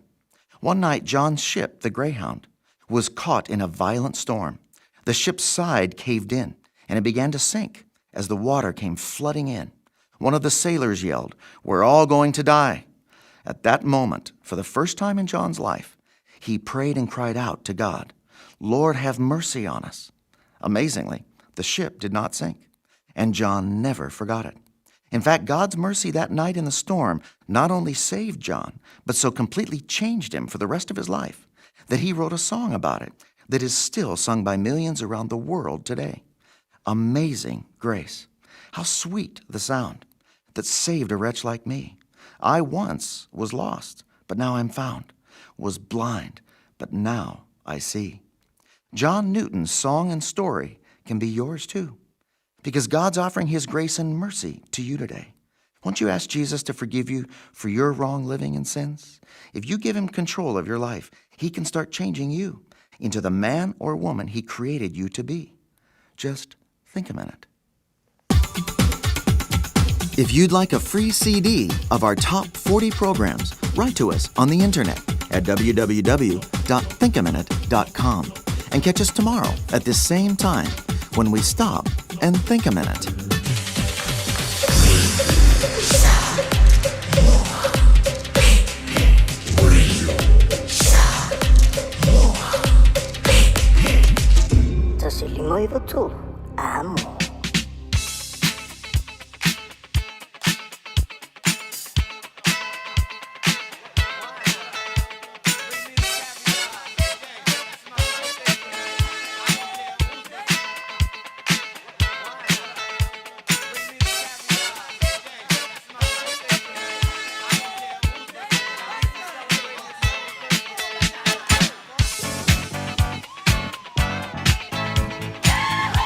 Opinangas whanaora so luare nei hua lua se fulu ma le tolu ia iaso iuni wa matala le telefoni o le kuaia o lau video wa levanga makala le kilfongi tolu fitu tasi lima iba tolu. Whapena fo i mal tātou emaili on air at radiosamoa.co.nz a mawhai o le whangai na mal tātou Facebook mari YouTube o le Samoa ua mana ia te le lava le lap. So put it oi. O whea wala nai wawena o meina whamuniangas whanaora nei fo i Taeao fau. O le whamunianga mua ma le tātou emaili. O le nei fo i Taeao. O le whamunianga whapitoa mo le sunga ia whaavai o le nuu na ama a beau. A beir vi inga ma whaaftai le tu o le nei Taeao. Ma le nei aso. Wa whamana tuna i lo waso sui fua. O le lofa malanga le lei o le tāra matai le langi. I lo sui fua au auna. Le ngati tono la inga o le kanesia. E fo i vi inga i a teia. O te talo. Ia lofa mai le tua. Ia ma whamaria lo waso i fua whapoponisia. So manista o sanga se tele mo oi. Au auna i pēr mo le tua mo le whinangalo. Ia mesi o le whaangaina o lo sui fua i tono. O le awhai pese le kanesia. Avondale PIBC. A lofa tele mo oi. Ia mai se au darling flow. Ia whapena fo'i nei alo ma whanau. Ia manai ainga umalawa. Ia mai se fo'i o lau e kanesia. Sungal to ina asi tia asi manfantua ia tine. Ia maro le kanesia Avondale PIBC mani tele lava. Ia lau waso sui fua. Happy birthday king. Mani tele lava. Ia lau waso sui fua. I le nei fo yaso. Se o wawa yatu pe sisi whamani anga tauno mai le nei Taeao. For so baba tu le se family nga lunga Facebook mari YouTube le se family nga lunga tanto email le se family nga lunga telefoni looks like paunal tar family nga ordine for Taeao tono mai we are more tar bakala me family nga so far now well looks like one popular man fam natural na so far now so for ne yaso ia pe ona tu na tu tanto email ne for Taeao ya le Ea fo'i o le pese si o waku au kama la kapile le ia o le fo'i tamauli ma se pese mangi se familia i le atono ia ma se songa whaabare no na ama vea mo ni tele la bano asi fo maruela as whanau o le atono whamanatu nei aso very happy birthday to you all to los fulu ma le wha i le manu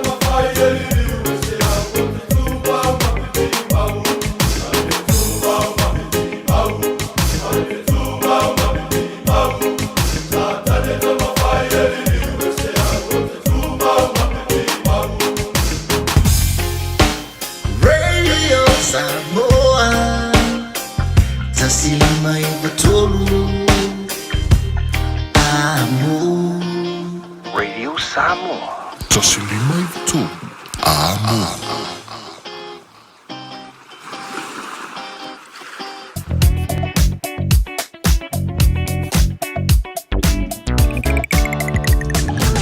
Ave tavale talo whana nei Taeao fo olla se poloko al tātu o Walawai nei City-bound o State Highway 1 poloka pasi mai Drury whasaroi Papakura, Takanini, Manu Rewa, Manu Kau. Olma kwa polokare nei vangora Taeao whasola tuai East Tamaki Road on ramp, Highbrook, Tip Top Corner, Mount Wellington, Oka, ka whiwhi. Ola vangora na iai. So, awhi mai le lua se fulu mai o le State Highway 1. Sorry. All mo poloka ni vanga Taeao around Lambie Drive, Rainbow's End, Pointer Road, ngai oi Massive Road westbound. Pa pena fo malanga mai I le west ngai mai le south nei, po le southbound instead how we lose fulu, ngai okay le pasi mo le tunnel. I think pasi mai Dominion Road on ramp ngai Hillsborough fas poloka around on a hanga. Lunga la wala la papa fais poloka le nevanga de Taeao afela malaba lele lau fiololo mai malanga malaba lele fa wa mai Massey Road on ramp fais poloka le nevanga de Taeao mo tatolo malanga ila highway dos fulu tatolo malanga mai North Shore pasi mai Albany fa solo mai Silverdale or Taeao Valley Wairau Valley Takapuna North Coast poloka le nevanga de Taeao city bound Northern Motorway also my Lesipito North Shore, my Green Height, la okay, PC, la flow de Leia, pasi mai whenua pai, Hobsonville, Lincoln, Maris Fulvalus Fulwono, Westgate, la okay, Royal Road on ramp, anga Lincoln Road on ramp, fes poloka na nebanga Taeao, Fiololo va te tu anga Rose Bank, Point Chevalier anga Western Springs poloka, City Bound Fulwono, o ba anga manal baba atu nei time Taeao, to all the time level on side of the valley. E sile fiangi sho awala po foile pe o poloka va anga na ye. Ya whaanga awala puna te ua koe kako inga ruenga nei Taeao. Lunga nao la wala ya tu sai mawhamawanga la waka ko tahi along whana mawal tara pokalama nei fo Taeao. Thank you for choosing ClickX. Hey, did you know that sending money home to family and friends if I'm the ClickX? By Australia, for New Zealand, to better for my no eye. Upolo sa baki manono apolima Samoa nei. It's simple with 4 easy steps. Sign off here, ClickX. Sign up now or log on. Select Samoa milisen. Inga will receive in no time. But don't forget safe and secure. Saunga lemu oila utautua.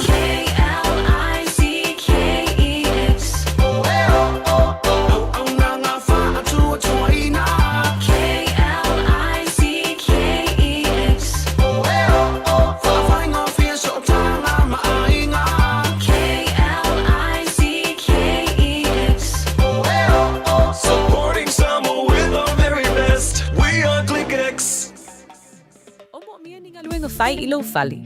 O le living space o lau company if so soani ilu fale leo mauta malawa. Amana umia se papui pui, carport, canopy, be fa folo heat pump, fai sau dick, fa ka peta lo fale. Fab so ta imai ile living space. Fai a 4 quotes, maul if so soani ile finance, ele aise deposit. Vili mai lo le living space, ile o valu se lau, lima fauno, fa valu fa, o valu se lau, lima fauno, Favalu fa. Sunga o whenga whakao e lo kawa le fo maunga Max Ila. Senga uka amilo e o kilangi. Mo koe foi mai lava i o tara I le Taeao World and Auto Limited. Lea ma o aiso skoi ngā meg ma pa uka avar. A ole me piko sidi. E ngā le lua li maka aladwa ia so le kokongi. Le Taeao World and Auto Limited e te moa i ta avale ma pa utau ngō fia ia New Zealand antoa. Mo fo i se ti mag wheels mo so se tu ai ngā ta avale ma le telo isi au unanga. Warren Out Fitness I le na ole se fulu tala pia I wha I lo i eina e wha afafonga le Radio Samoa I nei wha abitoa.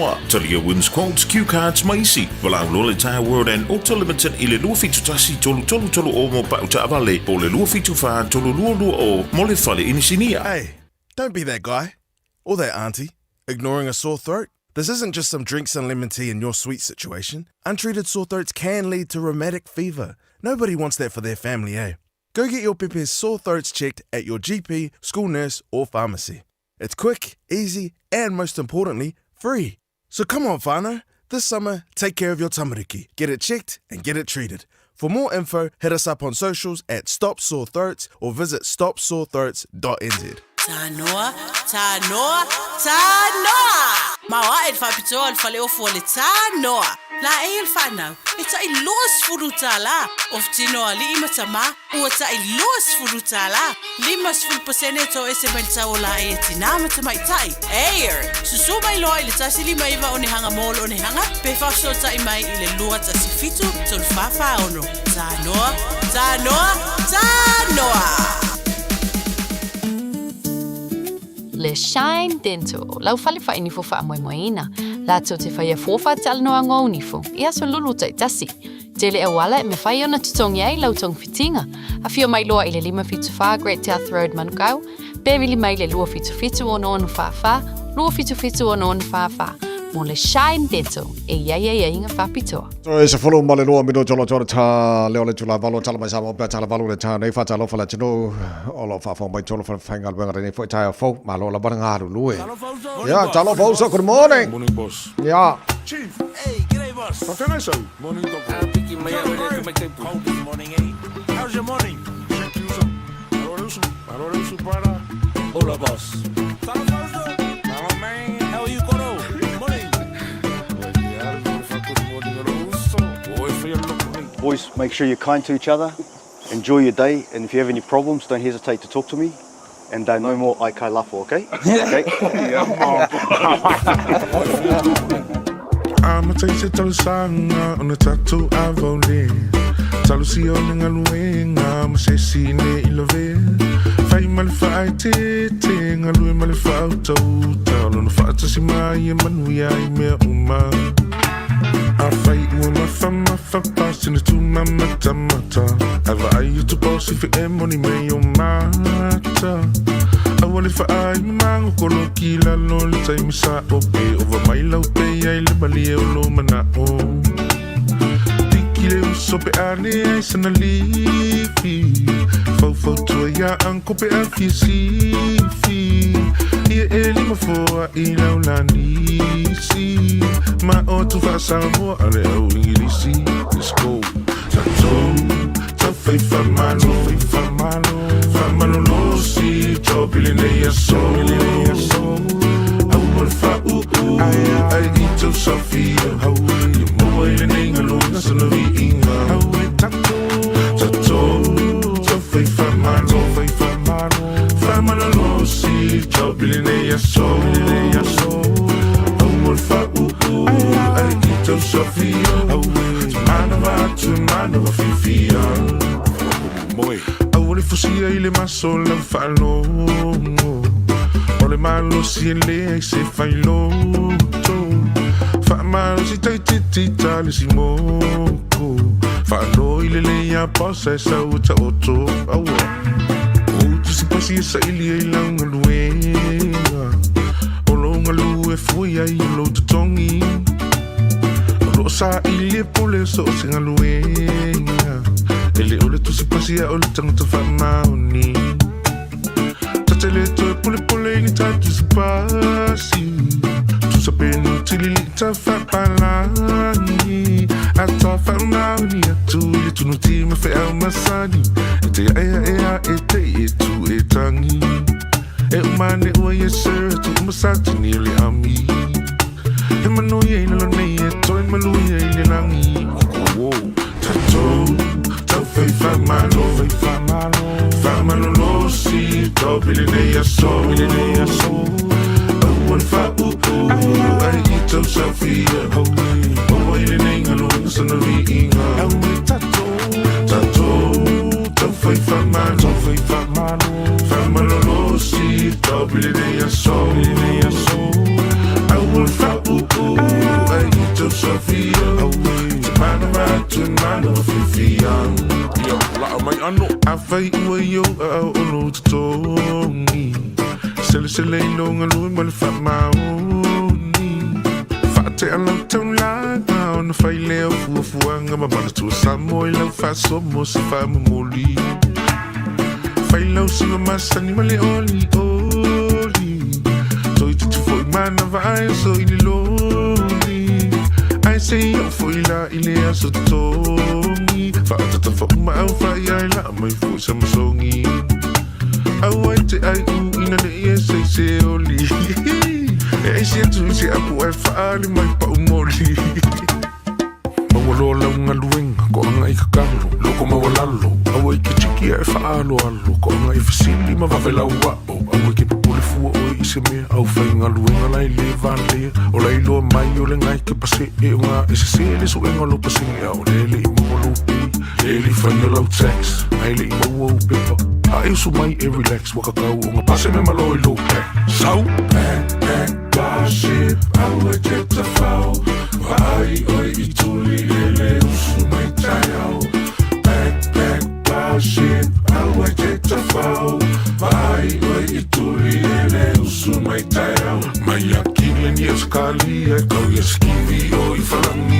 sika mali ile so I fefiloi ka me kisa si o kilang e tatou tau fai famano lo si tau bilene ya so au al fa ai tau safia au mo ile ninga lo sana ringa tau fai tatou tau fai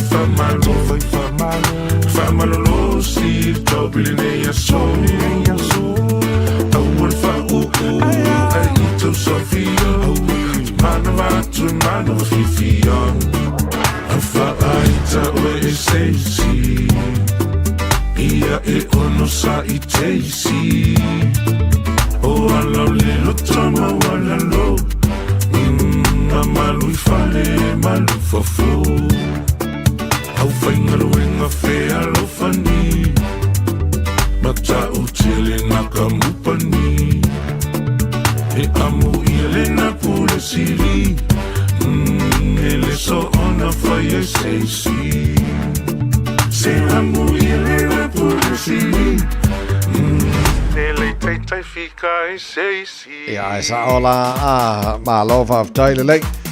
Malo le, alo su tutu mo fai bona Taeao. Ja, ole tonu fa malo si mai fa ko sumba le le la Taeao ol pese. Ja, sumba mal tanga de le mel fa fonga mal le te mo Taeao.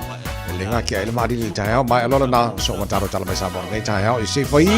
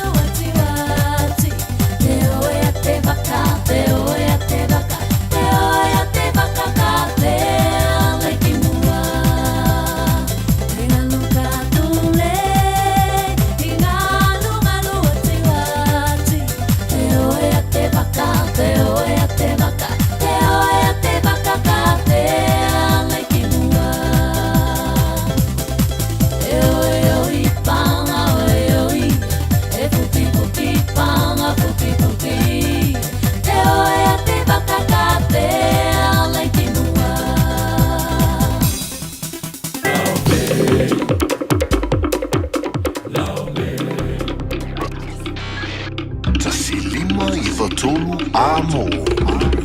Radio Samoa.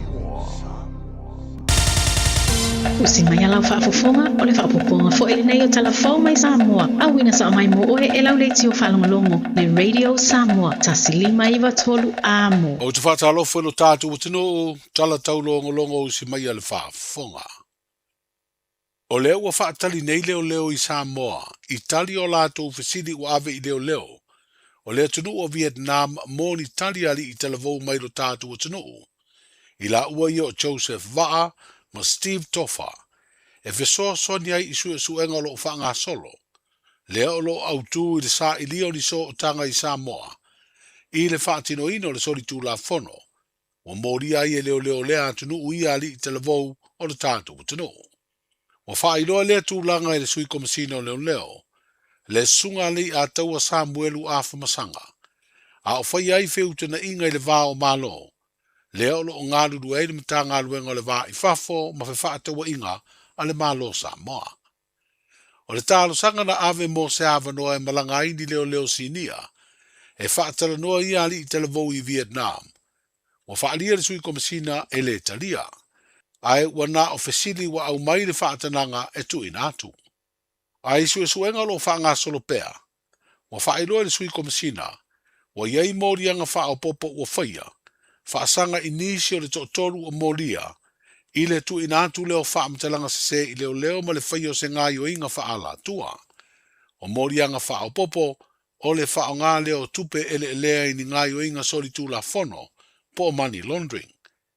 O whaali ai ele i a taua Samuelu a whamasanga. Wa laki le vave o ngā o inga leo. Ina ua tupu mai le wha avelave. Ma tua i ai ali i te lavou o le tunu. Leo ma whai eo na maua ia tupepe o na tau fiai. O na toe wha o ngā e ni tangata se to iwa ala tu te ngā tupe. O le solua o le nei vā yaso, e toe tutula i ai le wha amsinonga. I la tau e to tolu o moria mai sue ngā leo. I le sa i lia o so tanga ngā i le wha lave i Vietnam. I le sidia i nei ma le masina talu na wha o le maliu. I a Lorenzo le Malu o se tangata anu Australia. O le tai o le kengi o le coconut cartel le sini Australia. O i latou o moria i Samoa, o Fred Papali'i, o James Atua marona to lua o Nakita Charles, ia mao i la ua ia na tau fia mai le malaiva alele i fale ono.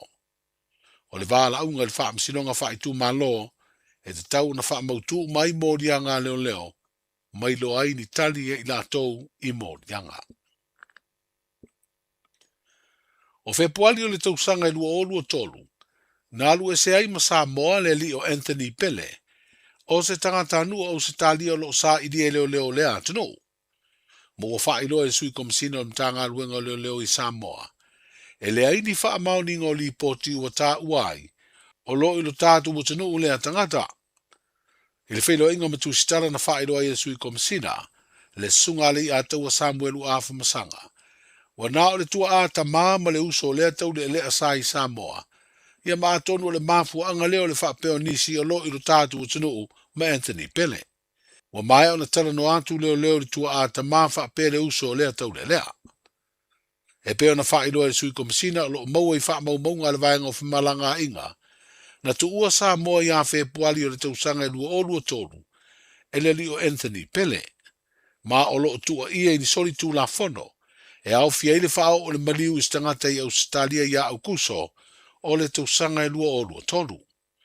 Ma o se tasi o le kengi o le coconut cartel, lea sa ta ita i ai Lorenzo le Malu na maliu.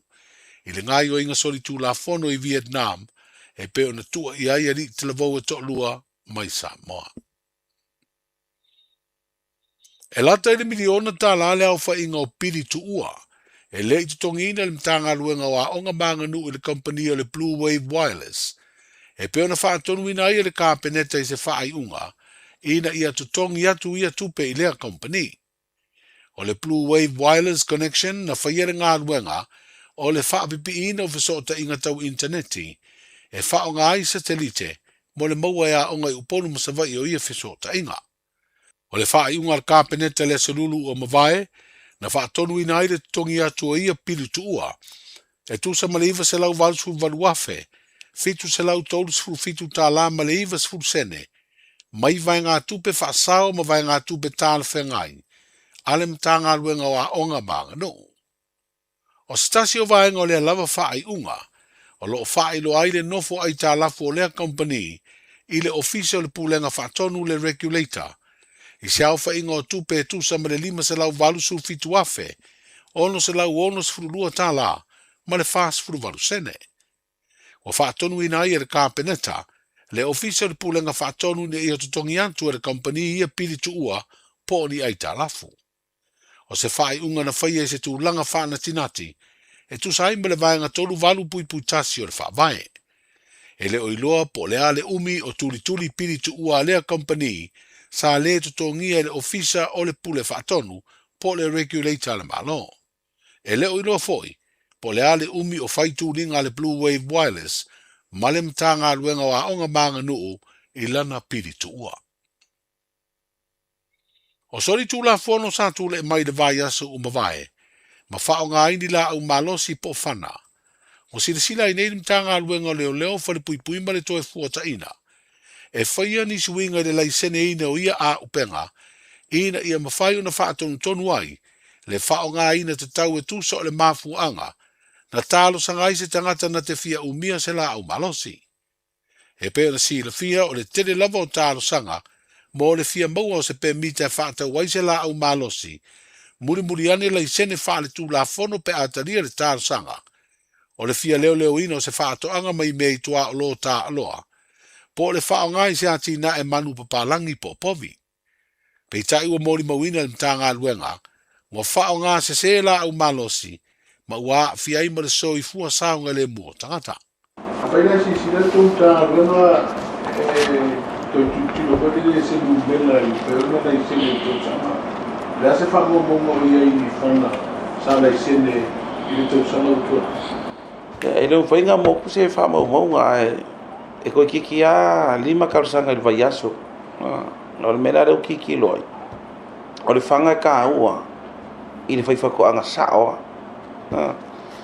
O le fōki kilo mākou I le sa mita ia inga kausanga ringei na winga e kaunga ki kilo mākou a koe lakura la singa kausanga runga lua o le se maumanga o le koengi povi a le ia iar whanga le ala wa uma whaere mākou policy every 12 months e vivi wet kausanga le pe o koe ku maua me inga mitla makanga. So o kau sanga longa lua o le ko fi fai papo. Ala ia ia fanga I kongo fale. Ka o longa vivok. So ki kilo langa ma ko ese I mamen ko por verso den kia. O fai si umio vivi kau sanga nge ia fanga. Enga ia ki kilo lo isi ia inga sa fai fo I le ofisa. Ba ko. E si fo kuanga me kai mi. Le ma ko foi kula I mai. O le fanga nga mit le kai mi mo nga pala ia.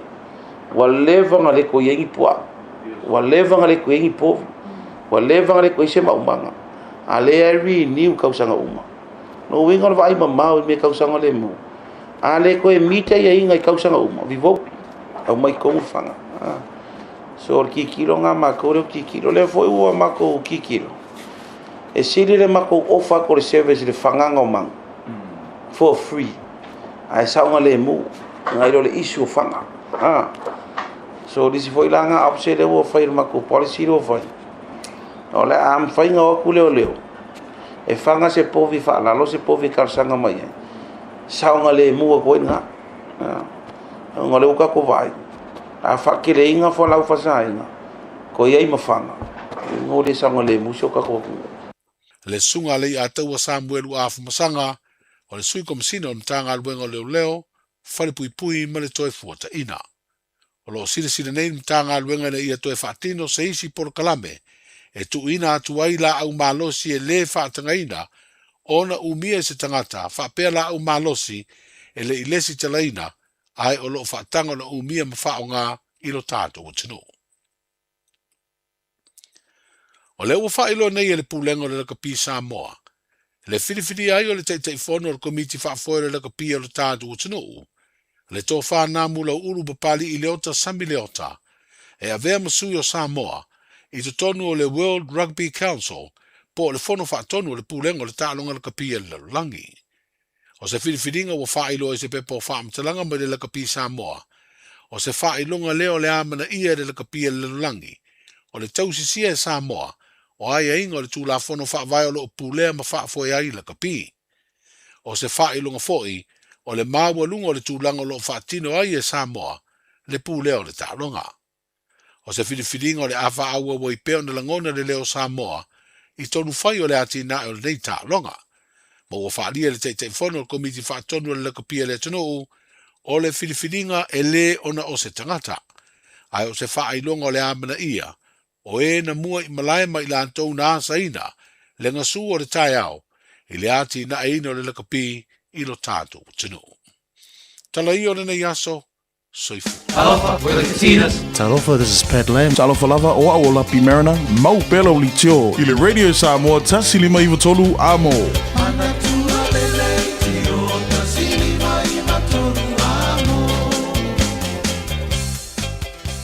Pui lo ainga I le tau malulu. Au e te whaatali. Whaatonu nei loa lo tui ar fulu. A whai ngono li mau tau sanga pe o vatu. Pe maua o e singa se tu mau. Mai tanga. Po maua fo iso o alo I singa se tau manawa. E ma whai o na whai a fua lo tui ar fulu. Tanga iane I le upenga te whai langi. Book myvaccine.health.nz. E vave to e whai ngō fie. Mō whapesili manisi whamtalanga. Really Maile Vaccination Helpline. O valu se lau, lua valu, lua iwa, lua ono. O valu se lau, lua valu, lua iwa, lua ono. Po o le fono. O valu se lau, tolu ono ono, ono wha valu. O valu se lau, tolu ono ono, ono wha valu. E siri le puipuia na I lola tonga fitia. Whai nei lola utui ar fulu. Radio Samoa, tasi lima iwa tolu amo.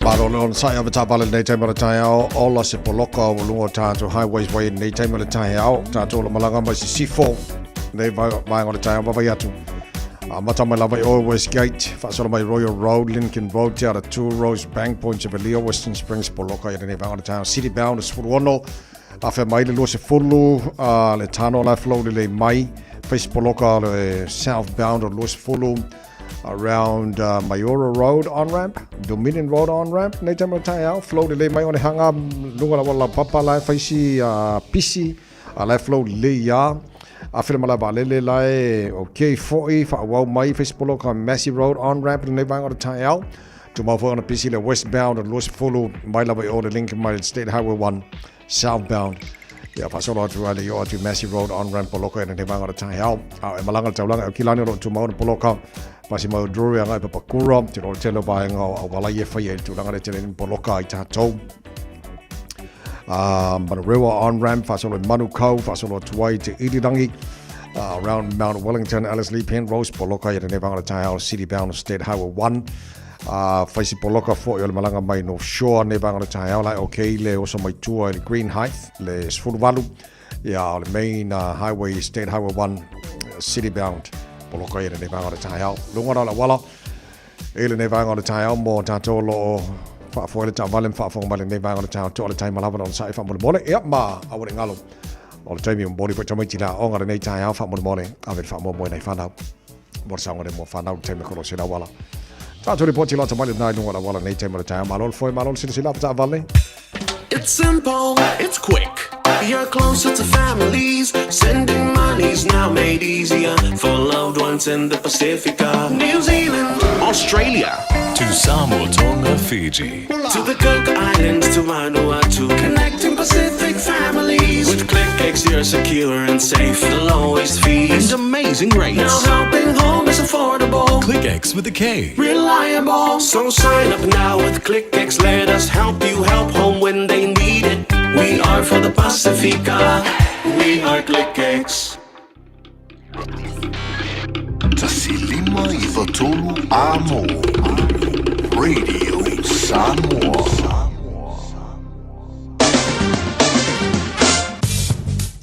Malo fa tailo mai boba la fa fonga nei te mo le Taeao le vainga la tamai le tala o le taupa watu Samoa lua se fulu ma le tolu.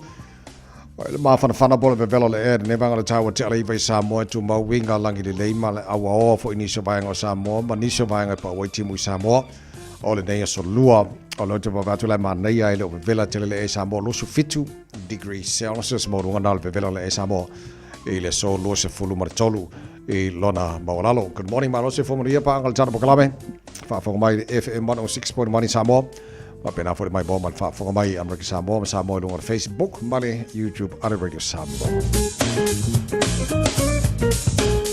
Ta joba bai le tulanga ile tau I Australia. Malu se formaria pa angal tana pokalame so se vai ngo Australia ta tu amata mai lo mo Canberra olla so le se Malu -0.6. Olo ira Malu ne vanga le Taeao pua ora le Taeao fa solo na awa lang le leni so time is full total al Malu ngana al Malu fa mawina mo le mo Canberra e le so fa tala fa Malu le tino tatu ma futa Melbourne alo la verse fo morire nei time le Taeao ono lo ile Malu nei time le Taeao fo fa solo na awa le tau lang le leni so time is full ora mo ngana Malu fa mawina mo Melbourne e le so fa tala fa Malu le tino so se vanga sini Australia so kau maaki mai Malu lua kai aori iba lo ile Malu lua nei time o le Taeao la sul matanga fira la ia matau fira lo twen Malu lua fuiva Malu ngana Malu le efa mawina mo sini Australia e ile nei fo yaso fa talo fa Malu le tino I Brisbane Malu lua kai fulu Malu lua nei vanga le Taeao o le sul matanga fira la mo Brisbane le so mara il mafana lua fulu lua e lona maulunga fa mawina mo nei fo yaso lua fa talo fa Malu le tino I Perth Australia fai Malu lua Taeao balu lo yai winga le tau Perth Australia la surmatanga file la lusu tasi morunga ma fana fa mawina mo nei foi aso tele na vainga Australia mal tulanga ile tau fa mawina mo nei foi aso fo Tama ki makaura o kilani no fanga fa salanga radio Samoa sfutasi ile Malu lua nei vanga le Taeao va ti fafo ya le wata ta mai langi le leile nei foi vainga le Taeao o winga le tau e tu mau ona awa pa ona wanga ni so taimi lang le fo ni so taimi le soya ngi maria ma sabidi mai sauti sa e fa solo nangi mai matu sa e ni so taimi le Taeao nei sfut fitu mo runga Malu fa mo wina mo au kilani ile so sfut tolu lona ma walalo Taeao pe audio la fa solo pa utimul tele vanga au kilani tu sa le Malu nei ma Taeao sfut fitu lona ma lunga mai ngai on tuati pa utimul la stoffi pa utimul la sforele fa solo lang le leile sto nai aso sama la so fuora na yaso o lu manai atu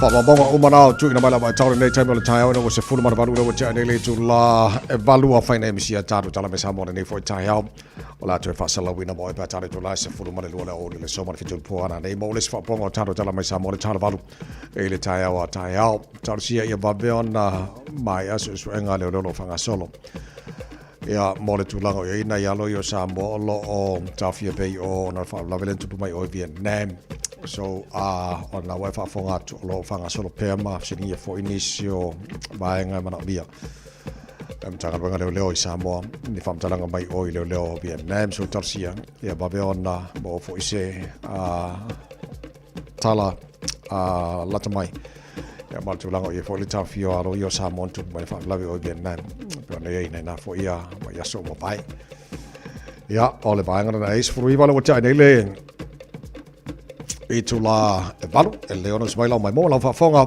ta cho mo fa sa mo ni Taeao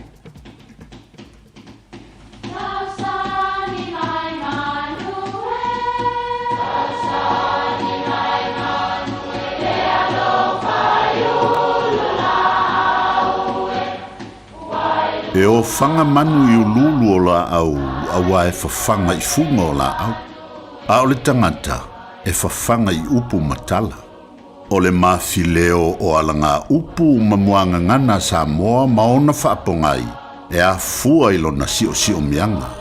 O lona lea sao I le whaatufunganga o le iloa whaale aso mai le tautua se ia o ina pule.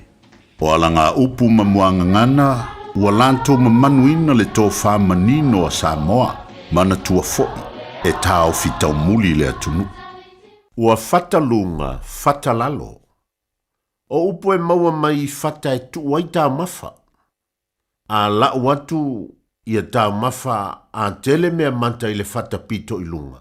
Ia ona tuu lea i le fata pito i lalo. E masani o na vaia fata nei i o tātou tū noa po o mukuka.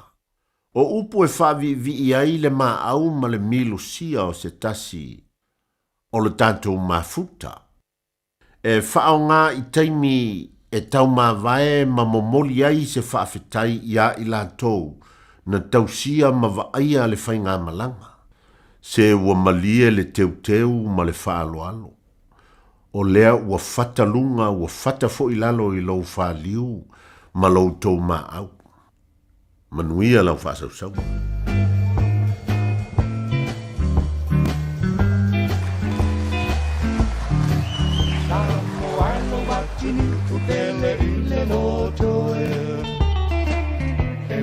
Mita lo uanganga ya te oe O vai tawhele mu malo sami le ila Te asunu ia mai le masina O atu maunga wha a solo E la foi o na polo i vai tu loto Ai o lau wai mo langi pese ma o fala mo I leto sangi o manu lele Samoa o te alofa te la ia te oe E mita lo ananga ia te oe Tinana o malanga ia tinu o kapalangi Ngalo mai Samoa I lana masani E maua pua tolo mawhangi Kulo mau ki mapalo sani Masina e ina iai Utanata uma e fe alo fani E alo lofa pua so o se tasi E me ti o amoli mau vai le tassi tu si tala O samo o le penina o ne basa Samoa o te alofa te la ia te oe E mita lo ananga ia te oe Le masina Samoa se I esi sulu maya Sulu I le tau langa o apia Se I talma no ai Tene matama wa fia I la lolo sulu manaya O la au uma ua funa Ua ina le manongi mai maunga Tau sangi ai manu o le tonga vau I viki o le penina o le vasa lau lau Samoa o te alofa te le ia te oe E mita lo ananga ia te oe Aua e te ata se I whai la utala Aula tonga o Samoa maunga tangata E maua fua lava o siapo fo I mavala E le popolo nei mole le manava A e fiata fao to solo pao E oise se la mai se nuku mamao E le tio amoli mau mai le tasiri I vaa O Samoa tangata fo lau o le vasa Samoa o te alofa te le ia te oe E mita lo ananga ia te oe E ese ai Samoa I sinu o le lalo langi O le matai o ia e pule to atasi ele so ona pule a vei o isi atinu ai apo pe a lato wanganu na o isara e lumayana mua e pai o lato matai ma e tatua ole ala fo ilea e mamalu ai Samoa awai le ai ni fainga fa solo ato Samoa o te alofa te leia te o e mita loa nganga ia te o Samoa o te alofa te leia te o e mita loa nganga ia te o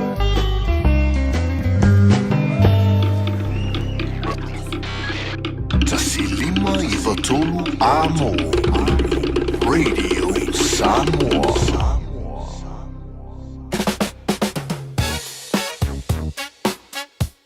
Au kilani i saute, o sa ili se Samoa oe malo ai, o le Enterprise Motor Group manukau o lau fale ta vale wha moe moina. O tele ta vale matango fie filfili mai ai, tele le fisosoani o lau whai ngā luenga mo oe, mo se ta vale talafia ngai, su mai i le 5 Grey South Road i nei manukau. Asias fo i le upenga ta whailangi enterprisecars.co.nz, pe wala au mai i le oval selau, 5 lua tolu wha. Enterprise Motor Group manukau, sa ili, filifili, ma ave loa lau tawani.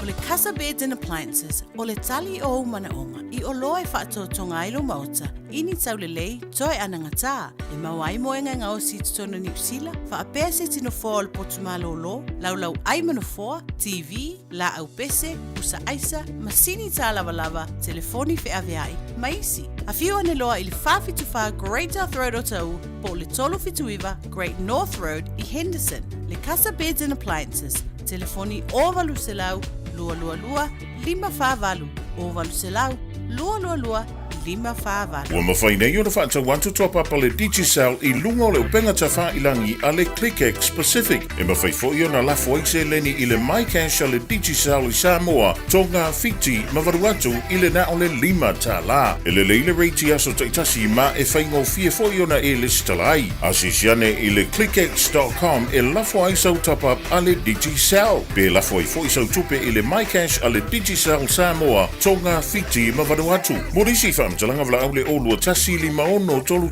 whawha. Olua tasi 5 tolu whawha. Mom, Dad, asia e te lua pisa so oi. E whē e alu so oi ai, Mom. E whaalu ai tato tupe.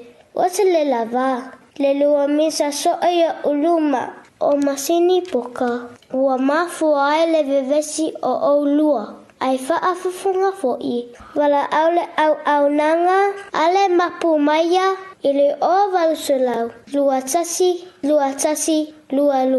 Tala no iai, paaso le mu iai. E mawai lo o lua fia. O valusulau, lua tasi, lua.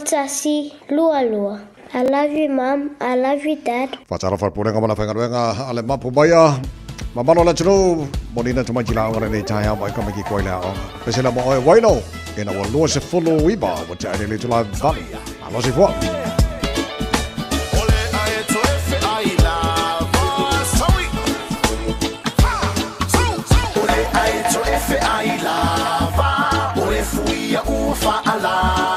Ile sipula vea olo o ile faato anga. Ole lupe la lele.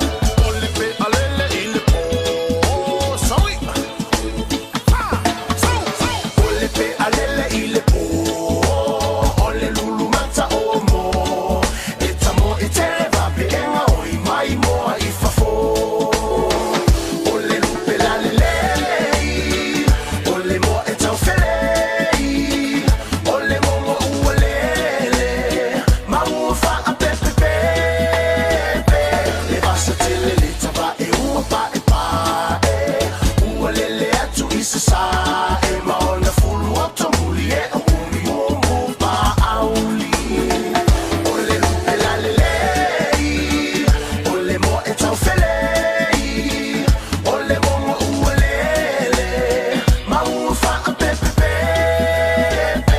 e basa tele le tapa e ua pa e pa ualele atu isa sa e mau na fulu atu muli e umi umu pa auli I got some lonely lonely lonely lonely blue lonely lonely lonely me and you I got some lonely lonely lonely lonely blue lonely lonely blue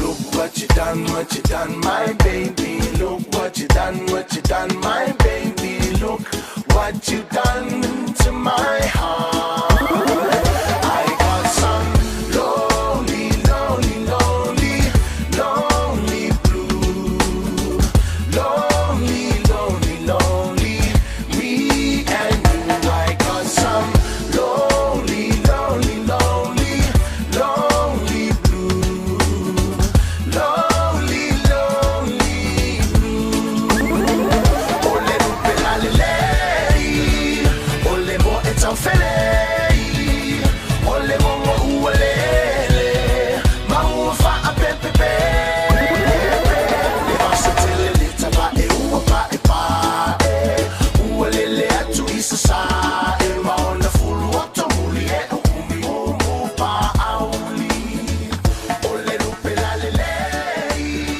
To more with some more day time on the Taeao in ua to lo se furu balu bino to to tale o le tula eva mana to mori le Taeao le lo fa maranga le le tana matai le langi fa malo ne matua malo on side ne ba temba malo lu te pena nei fa na u le onga vai tato avel fa mo mo te mai ti ko lo sila wana fa sipisio nei ba ba ngol Taeao ilunga ole wala so ro va ste tasio no fa auro lo mo le malo le Taeao re sa mo tera no trade fa ngana sa usoli le fionga a pito to sul fa so o le msio lo fata se me mo tanto tera no ngana foi Taeao mal fa lo a fio mai el tempo gram le Taeao fionga pito malo le se fo moni Se fo manuia te vai ia fa pe fono folo fu i lau sunga mal do fisa malu wanga luanga taua ia e fatalo fat fo il tanto o tnu nei ta fo ile pa ia la fenga luanga le tua ia fa pe fo tupu mai el tanto o tnu uo me ma sa malo la balon sa e se malu luor ko ko te vai sa ole le a me ngai ma isa mo ma fa sta mo ai o mai a ro ke va ku i la fanga e uma wa kele le white level lu singa se ro ka ma lili ngo fi malo fa te foi lo fionga sa o le fa no mal tami mal ta po klam le ta mata ile fono le na fai ile fale sa mo sa no po le fono al pacifico ta no il tulanga fale a fa mo le abito ia ole lava ole Pacific Housing Symposium le sa fai fa Samoa ia sa o ia ta ia Pacifica mai a New Zealand toa ia la tolo a tino o nanga mo falema ia ma fala tonga isese penina trust so le ko kele lava o isi ta fata si te foi nai mauli sa mato fata si Samoa te matapihi ia municipal council ia masui foi o le malo o le autu lava foi le wa kele le fare kongu le mafa la venga lo kau avea e ka Pacifica kau kau fale ia mal fale kongu fo ia o le agua mai kau ngisi ile lava fale mal fale kongu fale o ngisi wa vai lava ngo foi ka vale o kupu mai foi le mele sa kupu foi kele ngisi kau sa ia ma o finga nga lava foi le i awala i se mawhai o ngā sosoangi ai i a inga ngei i a momoa o whale sosoangi ai lātou e leo le leil ka mau a inga i a o lo mo bia sosoangi ka whale a longa lua pe whapewhea o ngā sisi kia i lunga le kūlanga o kākou ka ngaka umia lava la kou whale i se kūlanga saoloko ma se kūlanga e umbia ai ia la ko la fare nele ka o homeownership ia pela maka upunga kele manga ia manga safalia ia a kongu e le whapea la kalangoa loa, ma maua se fofo e whaawau pea ngei kalangoanga. Ia, ma o le vai aso la ngei le wo ia i sui al Pasifika, wheloa i fo i meisi sui i maka upu la wakau whale, i le AUT, i le AIDS. Ia, ma whaawau i pe kalangoanga le, ia, kaula wale me la kou ia, ia ka ko i kiro ka kou ia, po a kongu mea lai mo mea ka kou a inga, ma sa i iri a vangoe, maua ele soswangi, ia soswangi fo, e le whapea la, keike ia mau soswangi, e kaungu fi ngau ia, ma kongu le me ka ua fo, i le loma pa loka la kou ia November. O i ngā kongu lapa fisiringi ia i vaenga, i se vaenga whauwhairis. O la erko maka upu soswangi la fai mo ma konge mai se ka fai inis fono mul mai mo ina tona misiel fono le wa mai fa mo le a bit ia all vaenga le community housing outero la ko la vanga le ngafa ma ka upunge wa fa konga ku fa kasinga ele awai malava Pasifika mauli ia councils mais ia pera o fa ko ole si lua sole lo manga inge ole fa wa pe fon kan ku fa kasina ai ese ma fon kan al Pasifika la ko io e mawal manga ko Pasifika me fon ole nga ya le la fa ofia ku lo i fon kan fa la we ke le ia mai si fa ko ala fenga pito se i amaya so fidengalo i lo si fia wa vai taimi lo vai taimi tona bal mene na emin style la lom tanga bengale Ministry for Pacific Peoples lo titilo atu o swing on NATO sanga Sweden minister o le fo i fu fanga malo ba ya telo tanga te fenga fa ngal AI o la lo si fia ni swing o mo tu le mai fa mo se me le mo Pacifica pe ia ole ka pula vai ka maka ngal wangale ale Ministry for Pacific Peoples wa ka kipi kupe ba o kele la fengal wanga wa ka ofingi si porque ki sama sangi on fa kingo maka ngal e ole fesilila ia e ngai sa ngo fesuia i fo i maminska ele mo se minska mala marka ko ole fesilila o ngei vai nga uma ole ale afianga moka ko o longa winga o le wa makanka o le se ka ko le i ko pongo le fenga malo nei e kele vo ka sanga o le nge ya makanga luenga pauler makanga luenga e ka ke mai ka wala vai e ka kua mo le ka ko wa ngula o ke Pasifika ko le nga Samoa ia kele vo kai mi sa fen mai la vangi si vo isa fenga luenga i makanga luenga le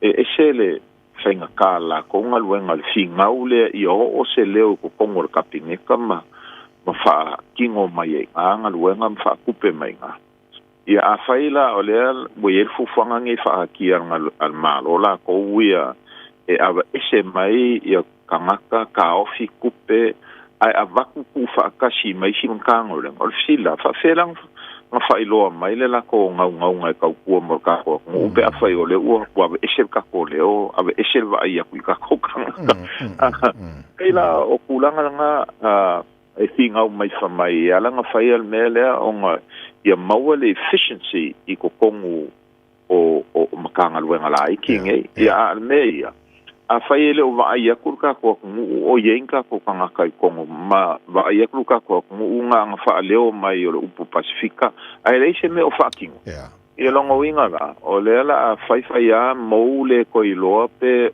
o yaika ko kongo ngeia ko le se ka ko sao ia pe o le o ko foi ese mai le mea sa masangi ai le ma il makanga luenga o makanga luenga ngai ka kua ile akumula ke le pofo pole ala le makanga luenga ale mela le o ai o le o wa le nga inga makalepe le ngai makanga luenga ia longo wi o le ale ko ya manga ia ka kuka Pito se mai so silafia so overall view le tulanga il porki ki tona New Zealand lo tanto il to lima masina o fenga palota tele policies lo fa lo mai national greens labor party as well but I don't always feel tulanga i awanga to mo fenga palota well foringa mai wakele ale swing ale we ai ilangonga ka ka ko fai ka menge o pause o foringa mai wa pa la vale lango la pungu i le malo le ngei ai o le ua a makalavanga wa i lunga le lango le pungu i paki i le kuanga o pausia mo mai kaua kuai fa mai o kele o la ngonga ngaka e le kari kongu i le mele anga i ele kumu e fa mai la koua this is the wrong direction ai meshe le kaunga ka soifuanga fa le kongu me kau fale fa le kongu fo me kau health ia ma o nganga malo so o ka koua it's not necessarily pa pe po ile pa ki ka ke lango lango inga e ui lava o ka o ke le o ka ko ui o i lo le le pa ki ka ke ai o fisidi o feo ngai kai o feo ngai va en fa fa mala ko fa vai o le a fe so swangi ka ko pangaka o le a fe so swangi ka ko ai na kai kashi i me lava le masangi ka o so fuanga ka i so swangi me ka fale me ka mafa bili o power ko pongi la ufanga luanga avangoa mo ka maki malum fanga o me ka konga ko ilo le lava mole anga i mai ka ko fenga pa lo kange so e ka wanki kilo ka ko ai o uia ma ko fenga la ufanga uia o ka penga ko malpalo ka e fa ma ko ka kanonga ya e le fa pe e ku kusala ngonga e ka maki de pa ki le sa ai o ke ngau langa merenga o me sho kama fo I kaimia o akolai sa fa poko le a inga makala ngoa le me ka un fai ia o nga o lona ia fa kongo merko inga ia awange I alung o I ka longa ma o a me ka fa o ia skonga ai o pa kingol paloka ia ka kola langa le ko ye swinga fo el fenga malo ia le nge ka sanga el fenga palo e ka kaunga va ve shaki po le skala lo swafa I va ele skala volem fenga e paloka ile I swinga fo le we ia e muka ele skala ia o topa ele kai o ku ia nove so me na nga fesidi e sila le ka I longa ia a inga la koia malfale kongola ia I mfesili o ia ngi vaenga mala ko fa vai o le aso swangi ya ke o lo ai ma tango fiele fa manatu fa malo fa telo fionga pito a tafai u makwa le manino alla langi tamine le tulanga I le tawale I Iran ma break I mean ole le manino foi le e se fam kalanga mai I le sipiko e se fam kalanga la sa mai ole sipiko a ola ya karango mo mo tava ka foi ku ka ko ka penga mamao I le kaua ngai le lo po a se u mai awa e pe ole anga nga loko kele lava Amerika o le mea lava lau ke saingia muri ka ia Israel ia o te kasi o mea le whenga ngei ia ka ofi uma ia I o sofa inga ma mea ia whapapa I pomo Israelu I Lebanon ia a lea ua fiu Amerika I whakongu aku Israelu ia lea la o ese ia a venla ko ia a Paula vale me mauki ngoa mai ai ia kulanga la koia. Ele mauki ngoa po a fe umai ko. Ia e mongi lava fo I wa io e kakala le Strait of Hormuz ma makanga ko e fo I mai e pe nga masani ele fe wa io va ki kele fe ave iswa ula koia.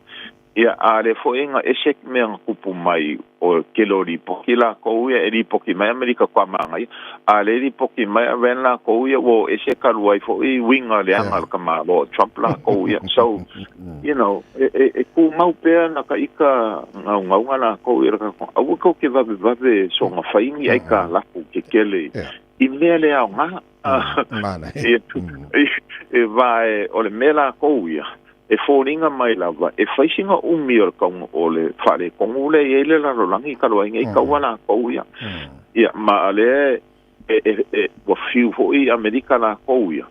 Ai, e le o kai popole mai ai, a ren la kouia vale, ua whaleanga e Iran, ia mes o lo o iei fika Amerika, ichi kwa oi, ia kungu uia lau ke kwa oi, ma lau e loa ia Amerika.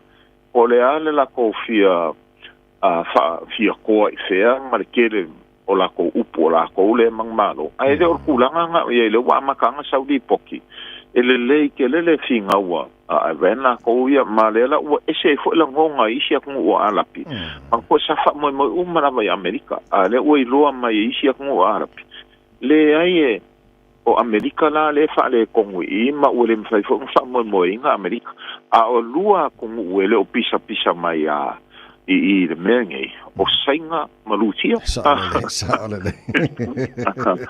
ma inga le kau ke lo ai o le mau mai le so swangi a venla ko ia ma le kele le kupe le walu I le kaua Amerika ma le we lo ai fo o le ufa anga le kupe sainga la ko ia e trade ya in man we fa se ko ingol swa o le ko fa mo kasir ka la Amerika pa fa le kongula le wa makanga longonga Amerika la ko kama ai Malo matango fia fa te tele lo fianga le sa so le mo le fa so le fianga lo nei taia o le vai te mia la malu le tato o le kwai fa su po le le mo kele vegetables ia mako anga fa sabati o fo anga Yo, ia la o fasinga malu ho o ia la o le me ia kai o ko kongo se hol fo le po se jen ia por fa ka se suru mai la be on suru mai ia ma ele sama mai ka ke fa ke le simia ia ko kongo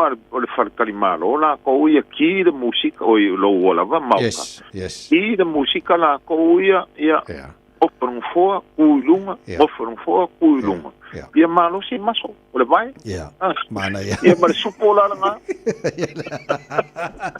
Ma te tela vega pito, ta fela ia aso. Ia, ma le fol de aso le fionga sa soli, o pito tol su to fa su o volmsio. Ma le tarbo kala me per masene so nova ste. Tasi no to sfuto minuto lo talo le tolaiva. Po kala me malo le Taeao. Ora vedi Samoa tanto il lo sfruttolo nei osso union lo fa lo fu male no fa la Jerome Gray Wanda In the island of Manono I gave one diamond mama to a lady named Moana her hair black and curly hanging down below her belly she's astoundingly beautiful she says I'm the perfect lady Moana The children are crying, Moana. Don't you younger to me. I don't give a damn, you see. Don't give a damn, you see.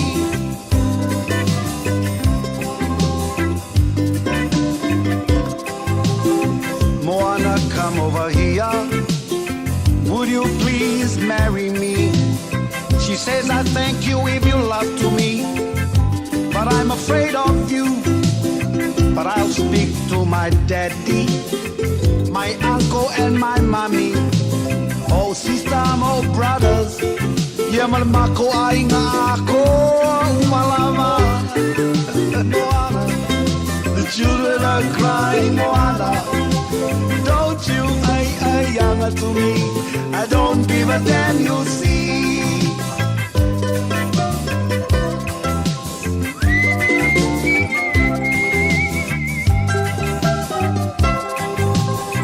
One day we had a fight. My head she hit with a big falai. Whoa, makapongia. Moana fa'atali, my dear. I woke up, she was crying. Felt sorry for what she'd done. I never understood this woman. She's crazy, all right. Moana, Moana. The children are crying, Moana. Don't you younger to me. I don't give a damn, you see.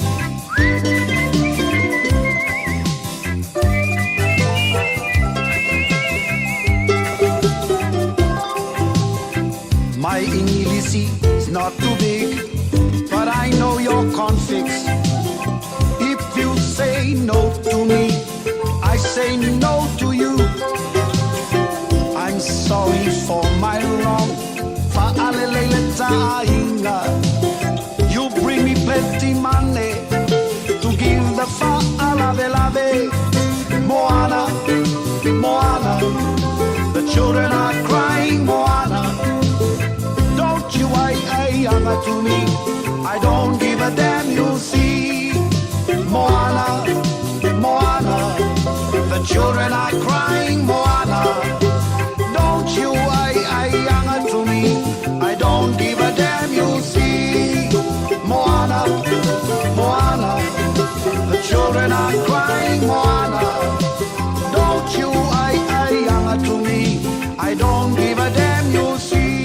Talofa Samoa o Jerome Gray le nei. Pe o e ti e lau ta vale po e whaafonga mai ilo maota. Ia tu pele ni lo lau le tio le 15 a mo. Radio Samoa, numera tasi i New Zealand.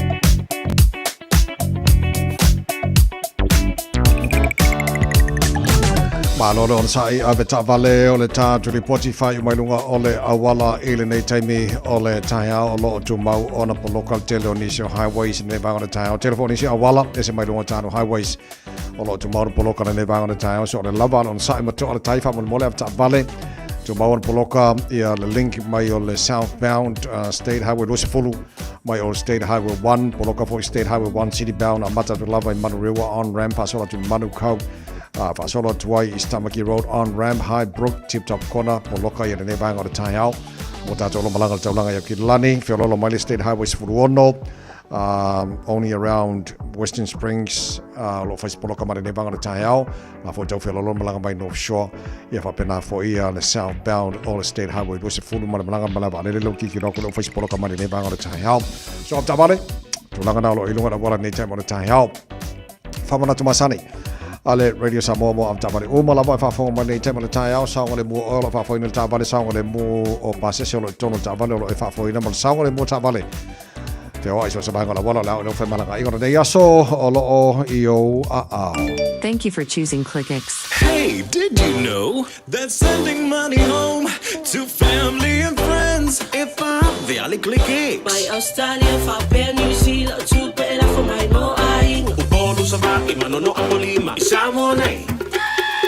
It's simple with 4 easy steps. Sign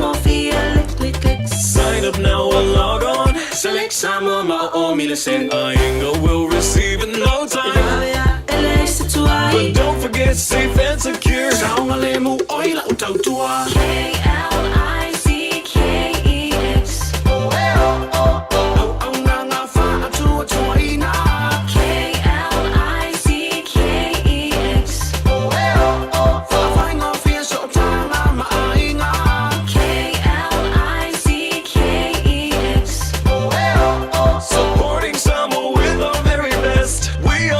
Tomo Radio Samoa no to fitu mino tolo tolo talo le tula iva mana tolo maria mai ore nei time on Taeao fa fonga na tunu i malo moto malao tapo inga na tatu matua tu asin sino Samoa malo fa tai el ma fa fano le lofo ne tua te tu loina nai matua ne vai time na Malu tono la tavale tono fa fenga wenga lu on Facebook mari YouTube Radio Samoa mal FM 106.1 i Samoa mal tasilima tolo mo i au kila nei Malo se fonga le fa fianga mo e mai le e vai a band Ole aloha o se tama i se tama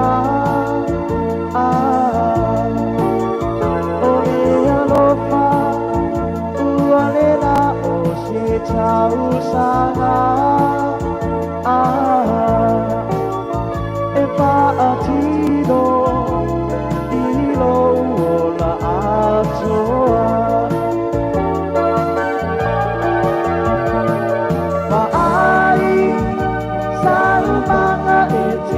Sisiva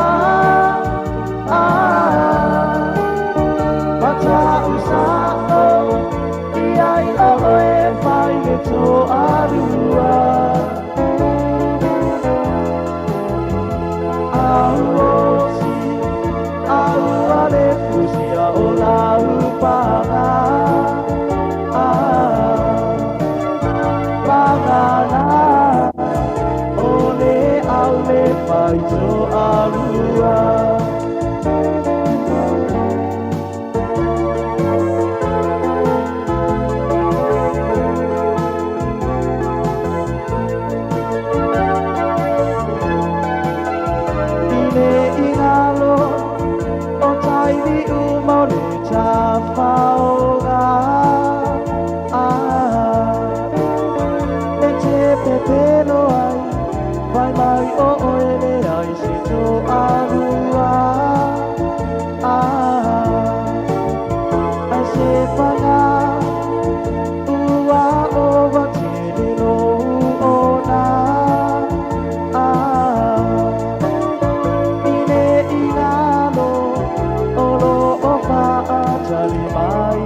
Tina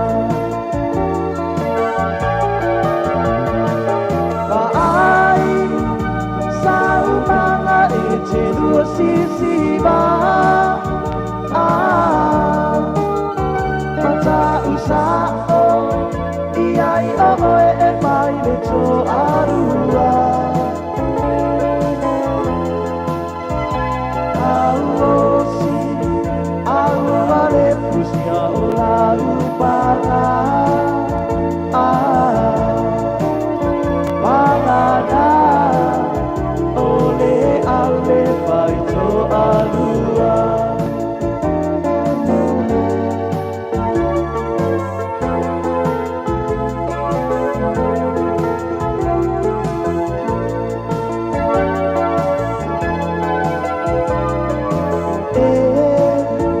ole alofa o se me fai ta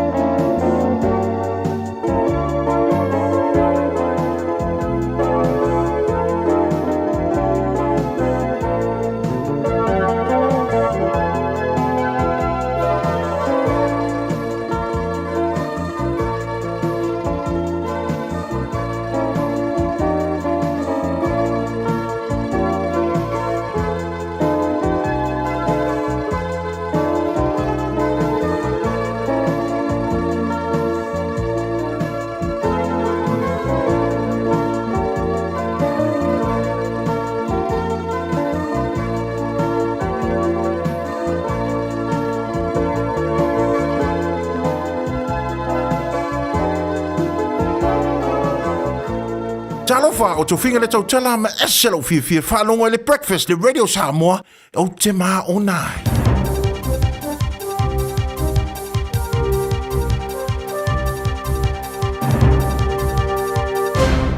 O se vainga le nei telefon mōni ni Taeao mai a te ro New Zealand ia wawhelo nofo tāpoi mai. Whafunga mai am. O riso fai a onga wa mawele lo tuma fatia ma ule mwhai ana fai ngā ruenga ina ufa o ngā tamaiti a onga ia le wala whatingono losi o whamtalanga o tumai whaforinga. artificial intelligence, wailoi o le AI, ai po ata video em foi ona suia fōringa ma vaingo tangata. Po le deep fake videos, e suia ia ini ata tele no noa ai po nisi vainga matanga. E ia maro anga le jori sila, e se vaingo di whaia onga sa taula ia ni ata, e au fia me whaia onga e oten ieina intu mai tia onga. Sa suia i o lato wata ini ata tele no noa. Wala CNA ia malo ia la sa muni muli o le iri longa o le tapo to mai tes fulon te sanga, malalo ane, ona sa fia ia wala of so tainga lau tele. O le pula onga o korisa Sacred Heart i au kilani Patrick Wash, o i valia o lo ia te iani li poti au lua onga to lua ni ata matanga. Ia te video o suia i vainga i whaia onga sa whaonga i te maiti i le AI. O ana voice o le tamata i ulua onga le o taua skuli Waikato sa whaari ai foi i se tasio a te video. Wailoina e whaono pito sili atu ni vainga le anga e whaono o i a tia. Ka ia whaari ai sa mau e te maiti e sonata o na wha wawailo na puaina se a te video e whaonga ilo nata ili TikTok. E whoringa mai ai, o lo tala noa ma ona whoringa whaalia e vaia. Ini vainga e pei ona te tununa e moni a ese se. Whadia Walsh, o whaateta ingo ni anta sa lipo tiatu i ate, ia matua i mawhati ai. E au fiai whaia o ngai lini lava mo whaafulinga ina ini vainga o ni whaatinonga matanga. O fuafuanga se au tapo inga i okilani e whi soani lea e whawhanga le siria mare lima se lau o tanga tere ase tasi i mea aiberu silo na tau ngofie, walanga aini atu ngarunga mai tanga tore roto i whare ma pisnisi wa maare tau, o no lea aveai mano fuanga i tau lea ngaina. O mana na o ia le tapo inga le St. Mary by the Sea e a mataina se pisnisi se whale aina po le cafe. Mo tangata lau tele Browns Bay, e te tala leao. Ma whaaliwino se no fuanga mapu mo tangata lau tele po le hap, e whātau i nei mea ai tau ngofie le pō. O lo iese whanau nunga au tua le tapo inga mo le whawhanga ino le siria male lima se lau tangata le ase tasi lima pō le vai aso. E whesoso ni ai tangata lo whetoi le tong tāra soi whanga. Ai o lea tāra sanga wa whai toina tangata le rotoi whale pe ona lātu whari ai. O le ai eise a whianga le tangata le rotoi whale ma businessi. A whaari ere sui se whona wha rotoi whale sa tane no atu ngata le rotoi whale mani atu ngalunga ma ua mate i tuina nei lea tūlanga. Lebuti ai o nisi o tangata sa tane no ina i lungo ri tū lau o le Facebook i lo lātu atu ngalunga e winga ini tu ai ngō tangata o le atu o sinatu ia i mea ai maua fua. O se tasio manatu sa tu si ai. O se whainga o le a liwi nai Browns Bay se no whanga i lolo fia i sotu la whono. Whaari ere li whaiwhau Reverend Dion Blundell o le isi tu o le ala lau papa i reo wha ese mai e i taungatara soi whanga. Man tō tele o tangata o lo whatoi. Mai e tā uai o le vāanga tele o tangata e sao fia i le lātu langolango e tōwa lātu i le no whanga o tāu mafa mau fōpo le Food Bank e Browns Bay o ainga e ngāru rue malosi. O whaari ere pāri mi e tuisina me maulo mo tō tua Christopher Luxon o na oi o se tangata soi fua o se tamā o se pāri mia. Wa matua ila ngona ilo na wha maa o lalo e winga i se tūranga ma tau tio se mesa atu pomai.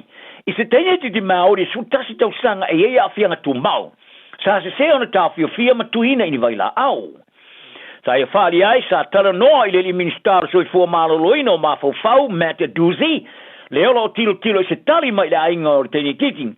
Ma o le a tali Doozy i le teime ta ala whenga iai. Whaari a Luxon i le au whaile i poti le asona nafi ua matua i mawhati alo au latu fatua winga i le tala ina ua mua whaalongo ia i le mesa atu pumai. Ia mate o le wafe ma le lufo lima sa awina toa i le teine i tite e ia whenga tu maupo le autistic i le whale mai i wai kato e leo. Sa ia iro latu atu ngalunga mono na ola manuia. Ina ua latu wa aia i leo ngātu tonu o le ala tele maa e le au lau papa.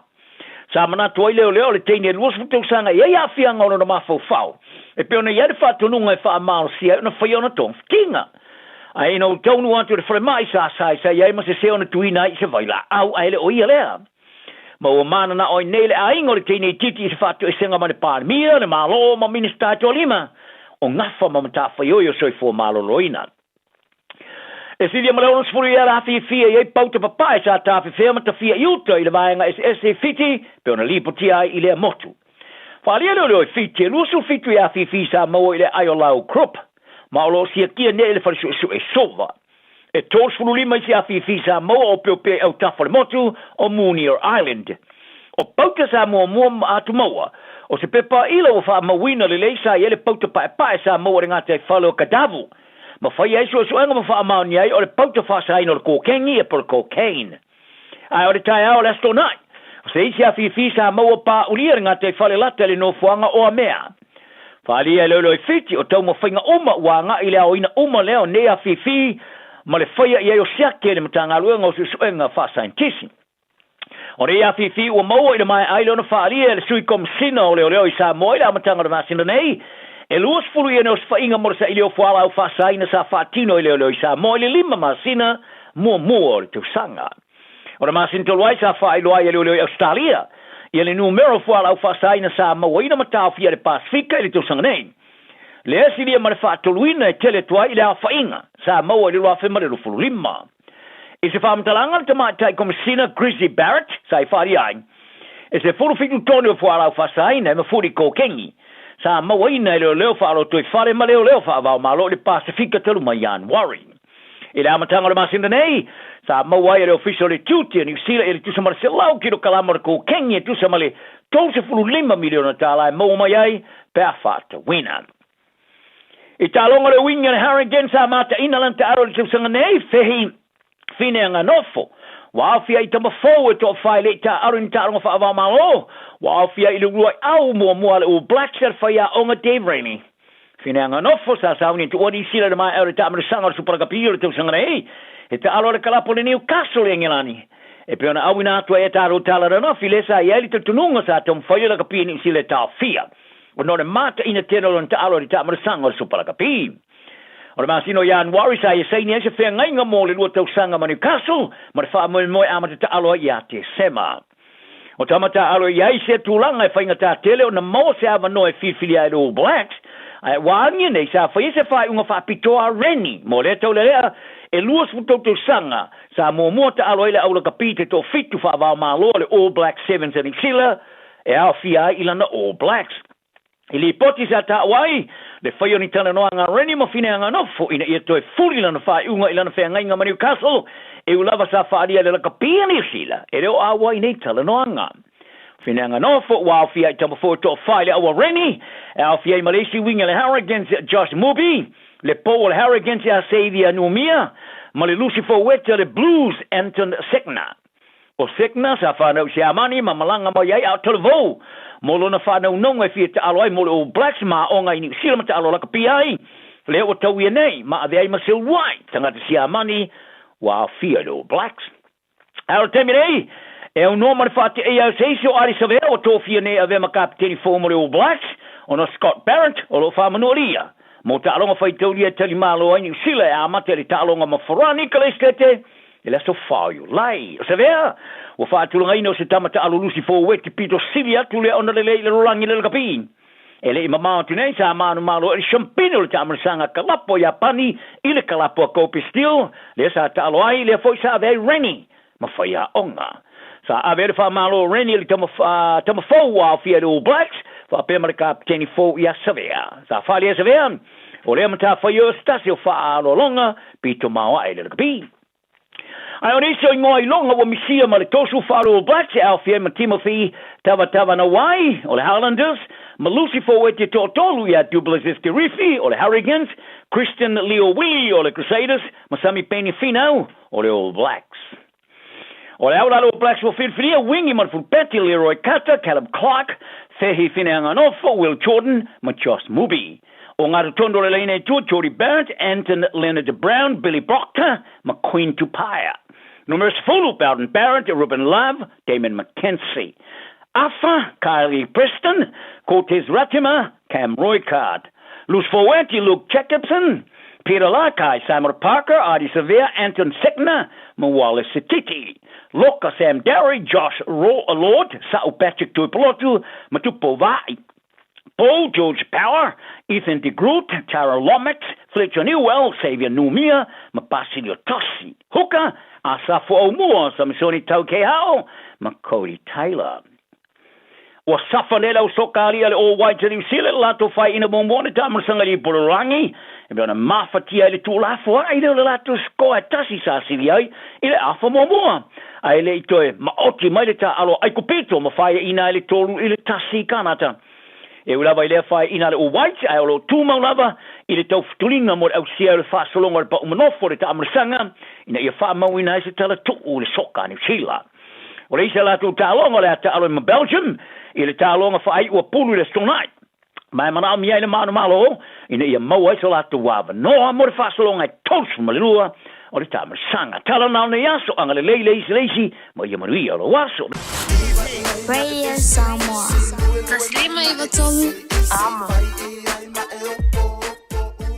It's easy for life admin to slip down the list. So, we're politely interrupting this show to remind you that winter immunisations, including flu, are available now. Let's get them sorted at bookmyvaccine.nz or ask your healthcare provider.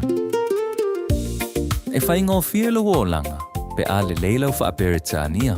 What's talaina nea vanoa e teles talai I le Dynaspeak, moa o onga wha aperitania. A onga fua e ono fumau I New Zealand, pesi tiseni New Zealand foi. O le a amata liava se ngai le aso lua fito o Iulai. A whai e te au Maui Hamilton, Palmerston North, Lower Hutt, wha apea Wellington. E tala whea ngai le Dynaspeak, e fsosoani mo oi. Wili mai loa le oiva, lua lima lima, ono fitu whaatasi, lua lima lima, ono fitu whaatasi. Betana I ane I le upenga te whailangi. Info Dynaspeak at twoa.ac.nz. O mana o mie o e pose isi lo a inga se fisoso ani tau whi malanga inga mo New Zealand. Ima ta au pue peo le vaita mai no whanau po ngaluenga. A whai e lau tali o le ioi, wala au loa Ken Fernieho o le Fern Immigration Services. E iaila na laisene, ma o silia ma le se funu lima tau sanga hola na tau tua. E toa tele tanga tau o fisoso ani iai Ken, ima ta au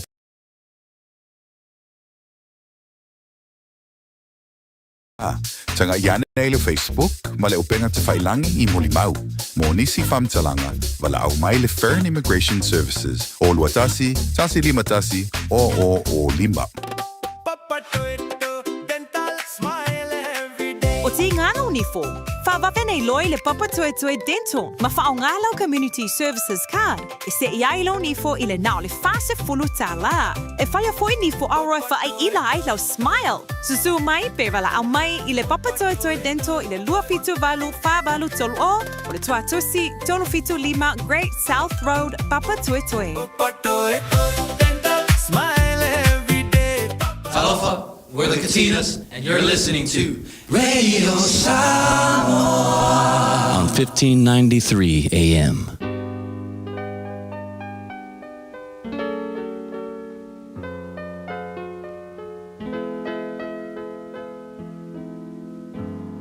Faitauina le upo le poto no le tautua matavela linga Fusi and Sons Funeral Services I Mangele ma Samoa. I taimi o mawhatianga ma whaanoanoanga ona o le maliu.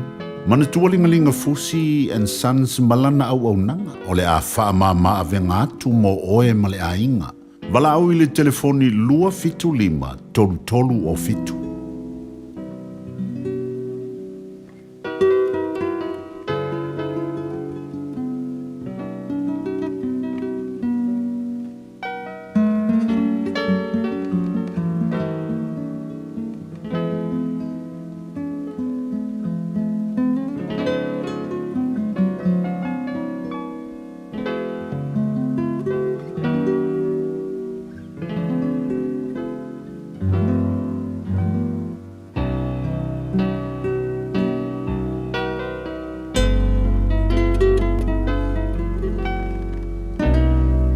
Se fultolu le mata o poltusi o fata oto e faita wina ile o poto ora nei Taeao fo.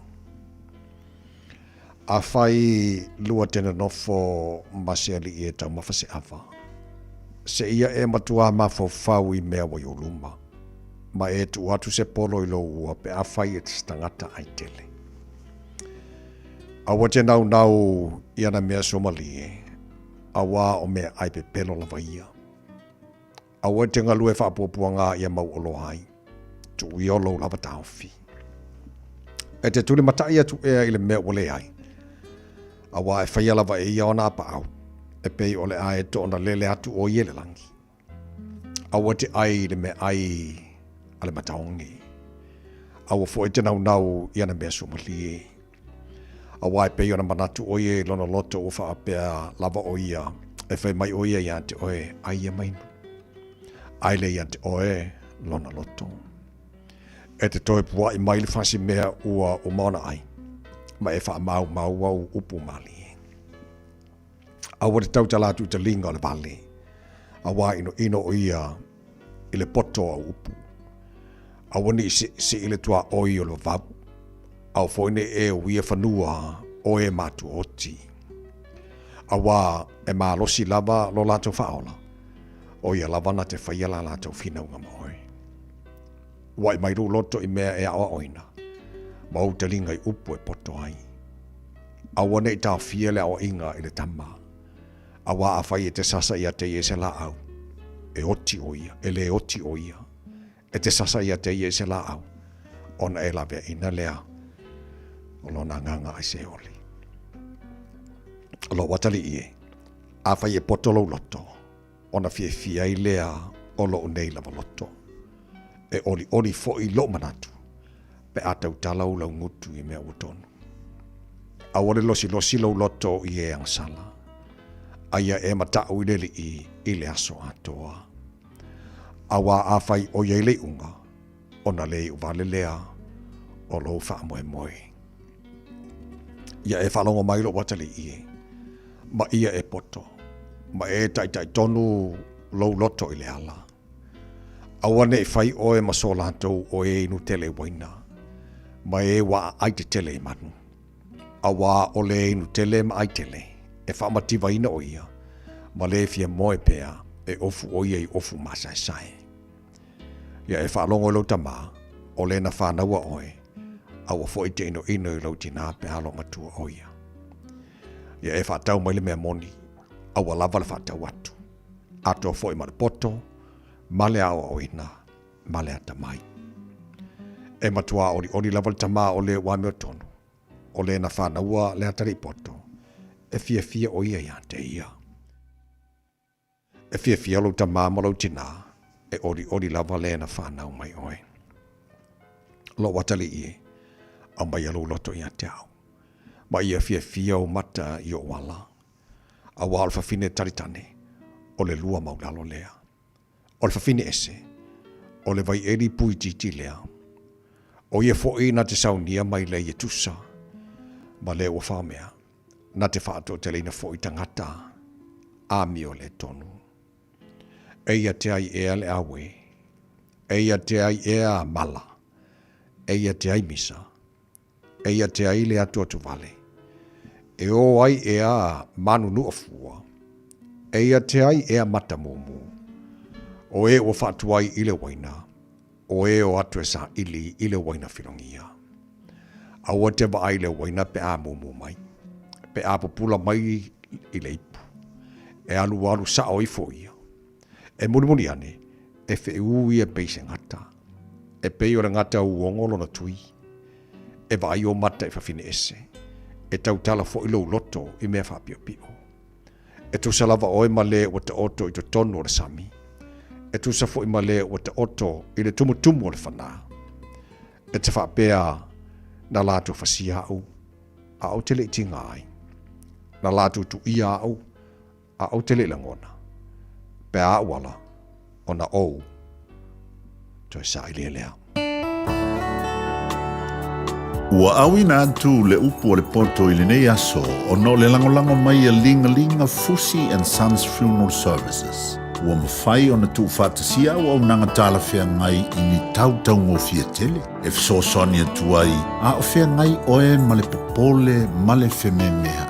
E mori whātasia atu ai ma wha mai senga, ma wha mawhana whananga mai a linga Fusi and Sons mo a inga uma o Samoa ua whea le maliu ma le oti. Malau mai loa ia lingalinga Philip Fusi lingalinga.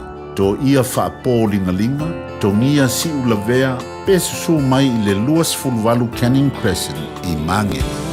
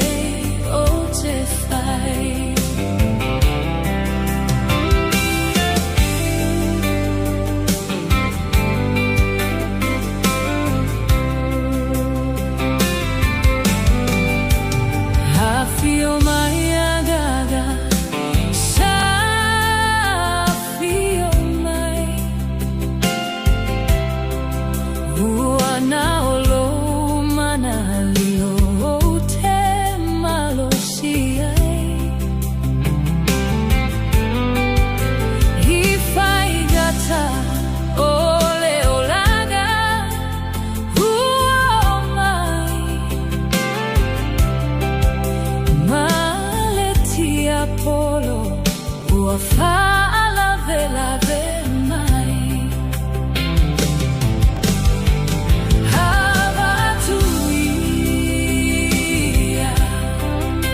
lo'olaga hiesueia e fa'oga i lo'utangata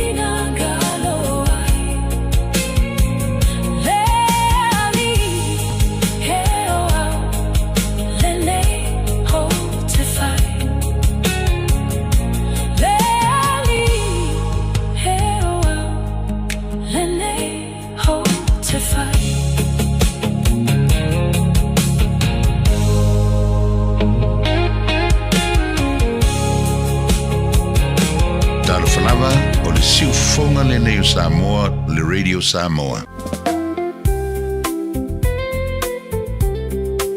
Ua ova maleono sefulu tausanga le tautua le Christian Savings. O le au nanga e fesoasoani i le galuega a le atua. E ala i le langolangoina o le fausia o faaletāpuaʻi o mautau faafeagaiga, faapea le faatau, toe faafou o mautau le galuega.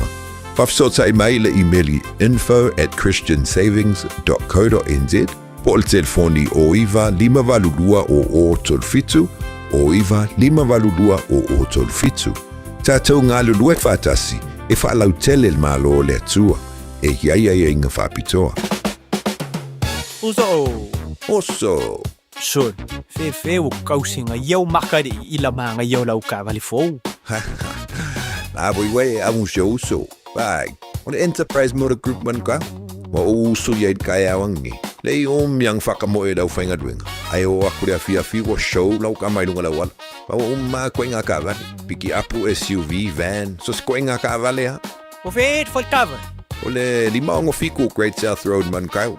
Pe vile le over se lau lima o dua korfa. Enterprise Motor Group Manukau. Sa ili, fili, ma ave loa lau vale. O fea te lua oi ai. Ma teo e ave le suenga tau fale a maa aroha. Wa umana whailau siaki. Le ai, o le maa le nei, e la e titi tele. E le au toi wha pēnā maa. Wa pa u i lalo le tausanga i le 5 o oi le nā, ma oi fo i pā. O le tausanga mata mo le suisuenga o le kānesa o le tau fale o leo ua 5 E 5 pe 5 loa o tausanga o na la fo ato loa lea o mea fai fua hai lau suisuenga. E tai lua tausanga mawhai, se i atoa lau 5 tausanga. Wha mole, whai moi mātou. O le a lafo mai i le meli.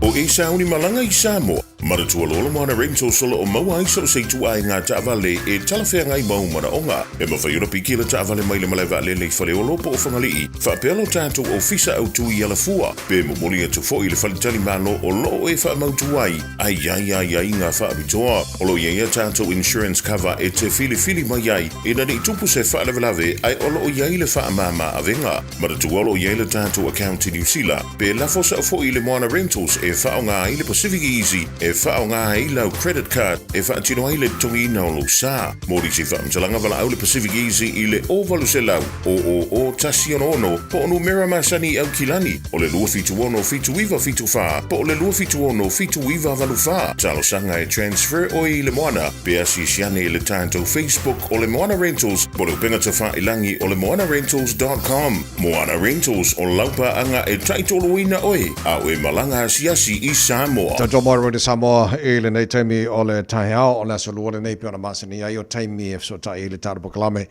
e le tautua mai rasui o le tāra de Samoa e Amerika. Sunga kena i ono o amanoa nei i asolua vai asti tasi.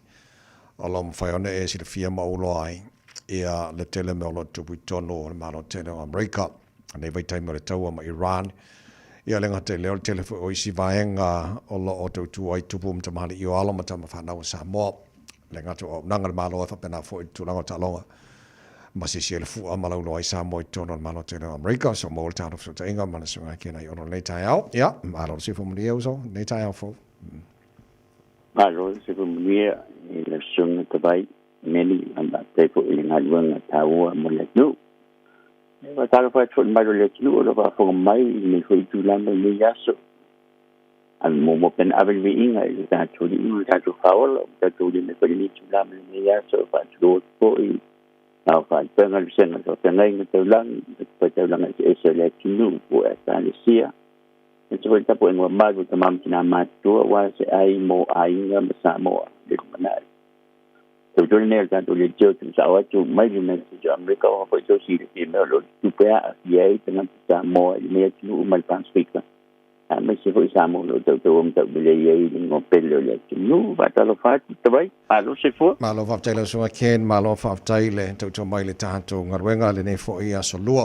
E nei mai ngā taua o le maua le nei tulangi o lo mātu iai. Se fsosani mai whamone mo le wai la valo si le fil tulanga le.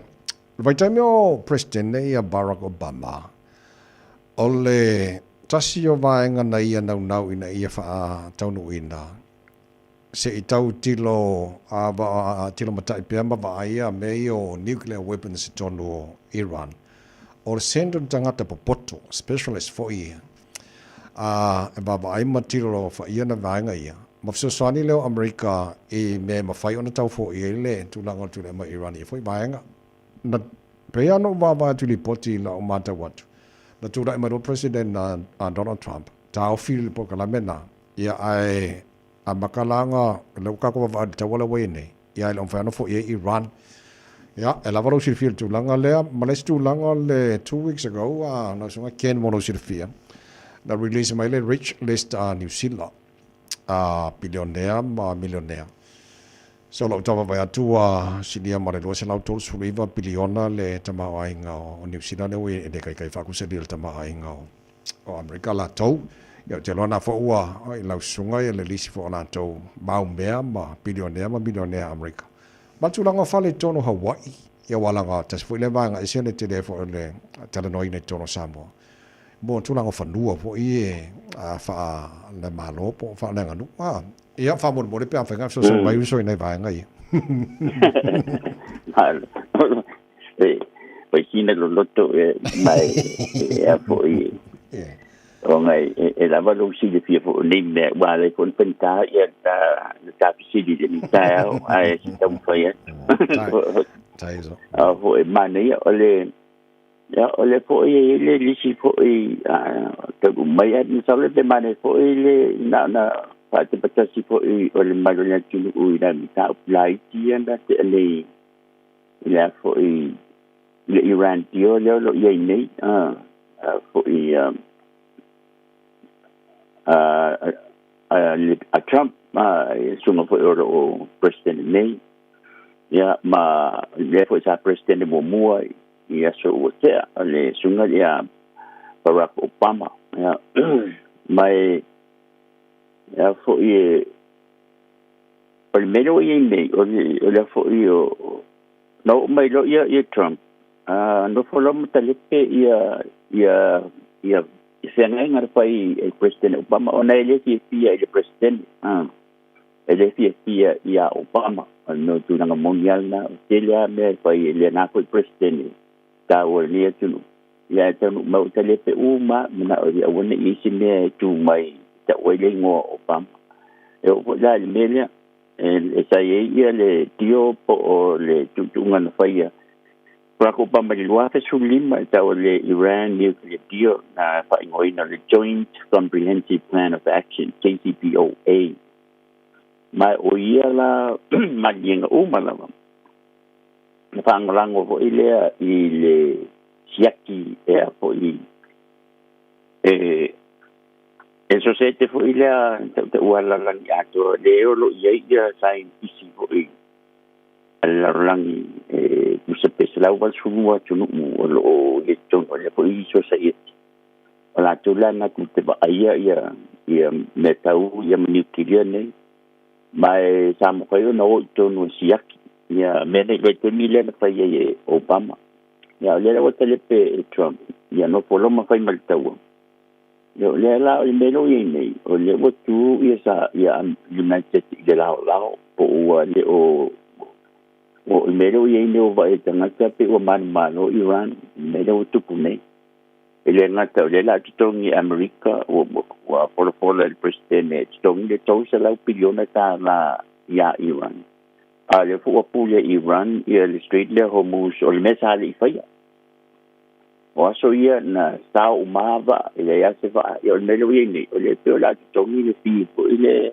titanga ya Iran limta upumane ya mai o le sipo me o le tangata ye ave faya in negotiation ma tu tanga inga Iran ma United America o vanga le tu ne matu tu so le tu vanga ko ile o vanga ko le ia high school level le ia tu ngama la mai ne wai e ding tanga ta mai to no le administration ko ye na tanga ta ko ye war president ia ma la fa now ia o le mela ye paina pawan na tangata ko le loyal ya o e te pikia e penga wenga mo e no winga ele mo wenta na tata mai na tangata e ta muni ya o e melana le tupune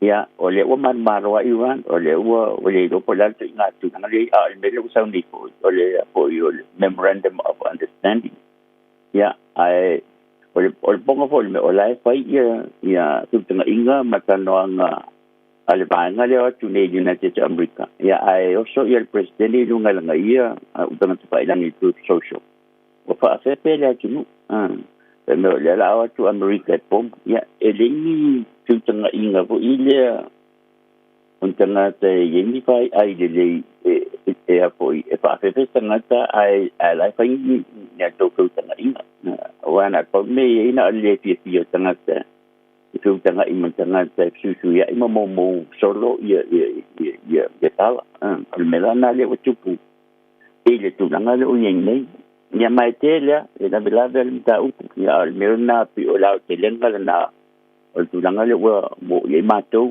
le nanga o mato presidente ya na ta mai o le tio make no ye posto fa ni me ya ale tu nanga na lo yen nei ya lo po ye po yo la po lo ye upol pis pa ye tu na teni tanga te pot ya mai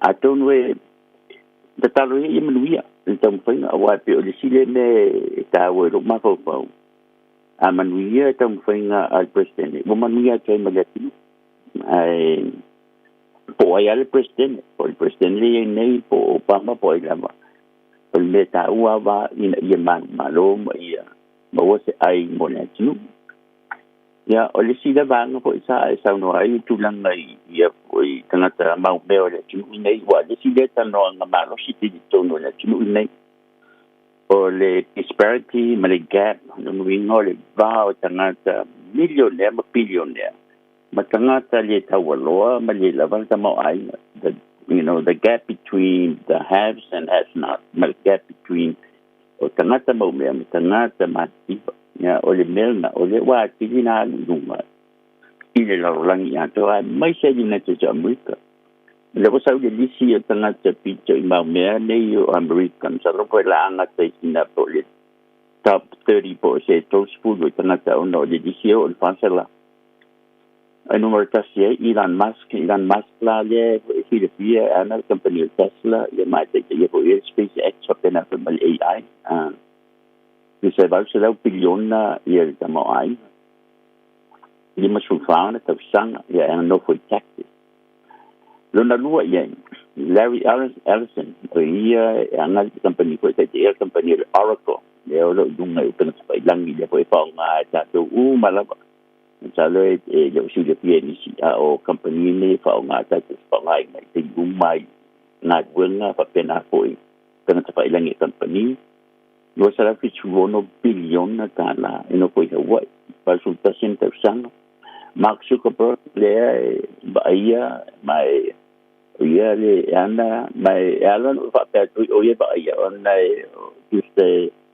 Elena ia na company o ia the richest shareholder lo sarà di $1 billion na tala ya na tama ai ya po le net wealth le yani resulta sin tersang ino ko le California le ana ko ia le company Facebook mai company pa pena so Australia ma Jeff Bezos ya lo ana ina company called Amazon le tatu mo kaya tatu lo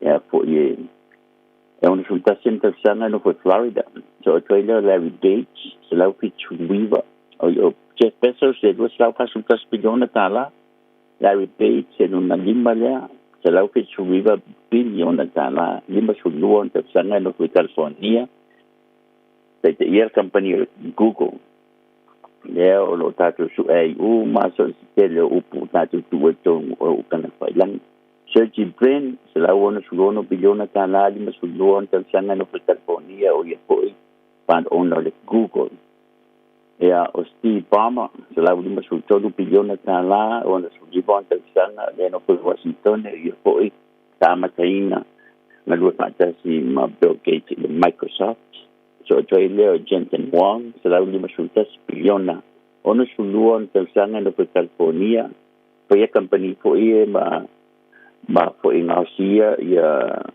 ma na ya fa nga computer semiconductors o na lona iba le Warren Buffett se la ultima sul billion tala iba sul $1 tausanga no in Nebraska el company tele anda ia le ana company le ma tele ko company ya dinal tasi o le Berkshire Hathaway o Michael Taeao se la no sul le se la sul $1 billion tala o na sul $1 tausanga no ko Texas Dow Technologies so Australia ma CEO la inga anda ir company le o Walmart Rob Walton sul tasi lona inga Jim Walton sul lua dice se la sul $5 billion le CEO Rob Walton se la sul $1 billion so Australia le Michael Bloomberg se la $1 billion ma sul junta sana no New York le Bloomberg le o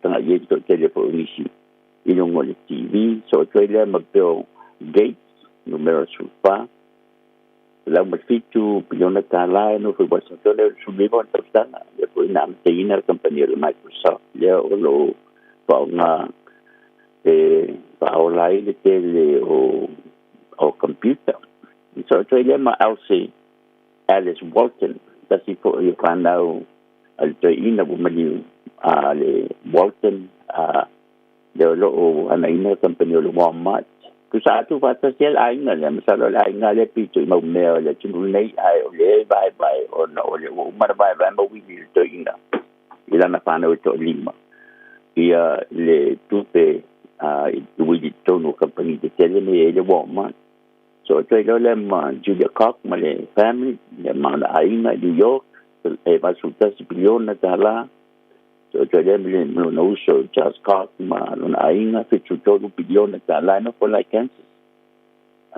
ke le voia company ya ona fa solo toile te salo o lo ya le disi le tita mo te wina ko no da tem tu langa tu sai to su fitu billionaire o tono Hawaii salo la tano tu ya ono Hawaii pe ma de le fa tu sa ta tu no Samoa ya bo America Samoa po tu to su fitu billionaire lo ya ton lo ya yo la tu fa le tono Hawaii mai tu sa lo sala su balu afe esta o fa ta wina ya billionaire tu sa man su tasi sende la o ya Hawaii moi ana ina e billionaire le telo billionaire nei ele ta ola tu ngoi lungo wili fale nei po handi cha tu ngo ko company po society fala fiola tu ngoi na wai ni jo ele tele la tu boya na nei fanua na lo pa ngai ko tele ngo fa Hawaii ele ko la holdings moka properties ma me fa pena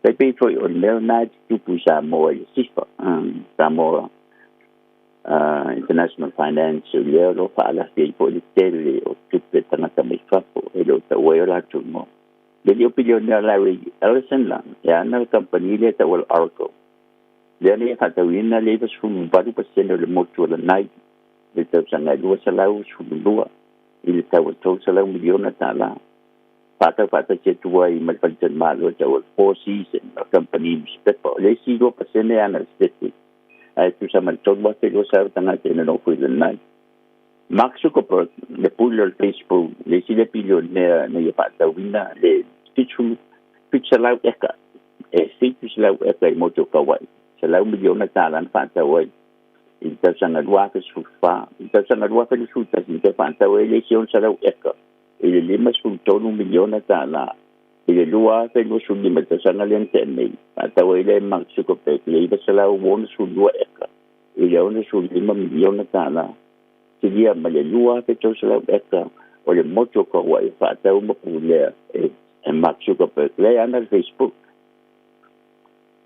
e pui o mai pa si dia malona futu mai va ia fo ese kulati lu su pa tu la eso o mala tanga to mo ko e penga lo ngai to te vai penuale e mo mon sai ni na pe ngai le ta o le non disclosure agreement NDAS o mo fai le na penga lo nga so ele mo fai la na to la noi so se dia la vai to no ni fa e la le ben tu puai na le se ta se kulati na mai fa to ta si la se kulati man to da elemental NDAs non disclosure na tu puedo mai fatu ai de lo ngai na ai ai fatu alo ngol ai ngai do ba liu se ko la tile pa la vela le no o la ba fam sino o su el ai ngai se ko la ti mak su ko pe man company o fam sino la fatu ai loile o le fa o mak su ko pe fa le lalo o le ana tu se el lo tu se lima se putu le fa si puel ki le el fa eu pita na da jo se la so oi ma pale ma tam tiel le lua se pudu se ekal putu mai o lo fa wina sa lo pe se va di ma su miliona ta la ta o i fa ma il telefono tu ma o tangata o le tu poi fo il bele o no fa ta a to pa non le si ta ta i longa le tu nei opera mun tu ta opera Maui holdings ta so pilina ta ta iuli tu sa ma le lua fe su se la su tonu se la to su esta fa ta opera mo le mo tu le Maui na ma ta fa ta opera le se la esta le lua fe su tonu por la ile ia na influentu fu a wa po si jo manga le bala le lu se la lu su dua ma lua fe lu su to te fa ta wele opera le si va se la fitu esta de lima il fait million tala mai na ta tia foi fa ta o nei tu lang ai o le si foi fa ta o panua na ye po Marco Taeao tu se fa se la i va su ta si ecol mo ti le Hawaii o fa ta wina a to ala va ele foi billionaire ya mai ma ta tia fo o lona fali ya o lona fali tu se ona su lima tala ta wai o lona fali la no foi so la na fale male esta voile te o Matthew McConaughey so fo male si hotel and le le fo o Jeff Bezos la le ana le Amazon le po nei fa tawina le fale tasia e le o tau po se fando le fale ta o le cara estate mau mai le tau o le fale pitcha lau au foi e pitchu valu miliona tala ia ese tau le fale tabai misalo la fai wele tele vai si ta o le ai pe o le sia mai tawina nene le foi le mama ma le tuki hawai e a vea fo i male sona i o tātou whanua i Samoa. E le vai taimi. E o mana e tu la whanula e le mwhaina whaatau e tangata e le o se Samoa. O na whaatau ina o tātou whanua. Awa e le vai taimi no atua e le si pilionea. A watu i tangata le piliona tā la i Samoa. Pe mawhaina whaatau le skulu eka i pia. A watu e le piliona tā la te rola i e pe ini si o lo whaafonga mai e ten down ni ngal piliona ka la chulu ai o tu langa na le bum na le tinu o le o lo tu pu to no le tinu nei me ste nei se ta si va na ta vuelta tu litio di mole son na e tinu nei te vai ya ken malo faftai wa au ili fo imba tala nei vai ngata o ia one fa fo let's no ai malo faftai molta proclamene aso tele te vai ya e vuje u pusala ni ona ya e ma vai tu le na o tal tai ko tengi se la na tiama ya ta tu do ye na po kala me dum nai ai mo le nei tai sai po Taraflava o David Tua le nei o lo e whaafonga mai pe le Radio Samoa tasi lima i watolu a mo Samoa i manuia lau whaafonga ma lau whaasausaunga.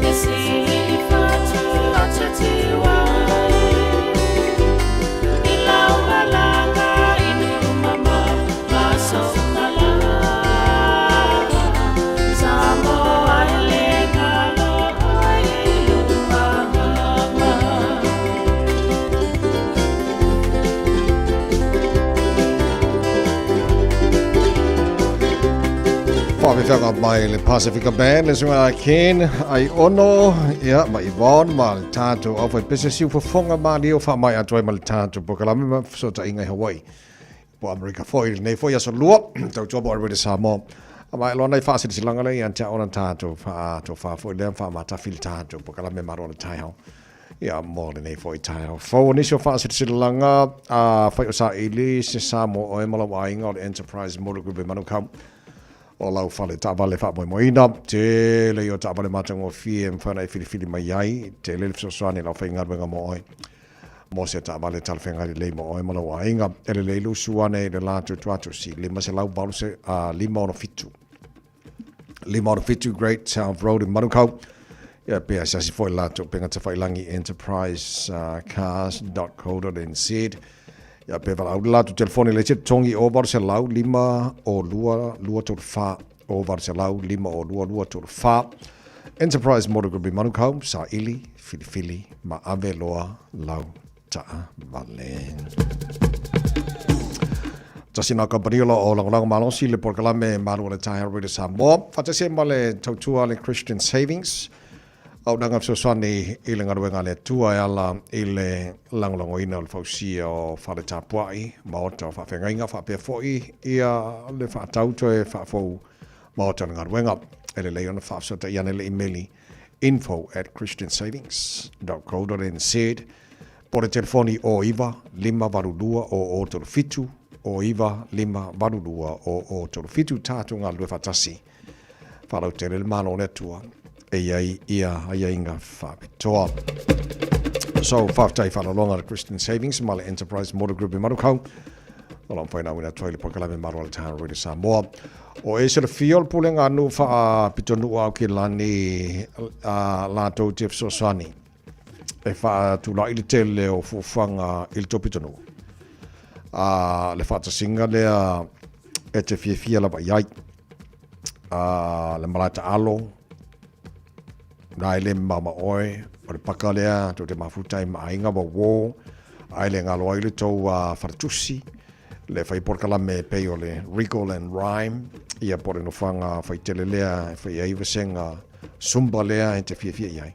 O nisi nei o mea o whaanga ioina, e le tau puru le ngā nu whapitanu. Ia ma e tai toru tau sanga ma whaatulanga la tau fuwhanga. Ia moni so ngaruenga na so ai o fufanga whaapulenga nuu whaapitanu e fsoswani i le whaatulanga ina o le whaonga ino tupe i me pitosili o na tāua ia mō tangata lau tele o le taimi la le nei e te whailoa ia whailoa ia i lato ia se mea tāua le pitanu e no whai so asiasiane i le AK have your say.nz/local board plans. Ia mwhaelo mai aile mai ana so losu toro masinan masin for you lai. Local voices, local choices. So tau te fo ile vainga. Ia o lau fo na ia te tau na ia fa le ia tiri nei vainga ia so se pito no o lo e lala. Ia fa pena fo I ona matu no foi. Tau fiela mo oi. Lo fai nei pa fa to mo tato tusi far penga ile limas futala le tusi. Io e limas futala le tusi o songa ia pole va fit fili na o le official of Radio Samoa. Ile no mal tolu pa tolu sforono Hopewell Avenue Manukau e te mo tato tusi nei so o one MCA. Ia wa le sama sani na fitus futala ale la wa mo mal tala. Le wa il pa fa toa. E limas futala ile tusi tasi monisio vainga fia malam lama ti dei vala wane le telefoni lua ono lua tasi lima iwatolu lua ono lua tasi lima iwatolu petanga iane le shop radiosamoa.co.nz e whaiai ia sau oka Nisi nā tātou whāsira silanga nei fwoi Taeao fau ia ma wo mai fwoi mara taimi wha mai ai le tātou porkalame Malu le Taeao nā tino pele Whafte tele lava lau talo ma lau tāpua inga o le tāmaru o le Taeao le nā mora nei fwoi aso lua manuia lava nei aso look after yourself and stay warm ola e pere lofa le tua te tolo inga le tātou whora nei aso God bless ta whase fo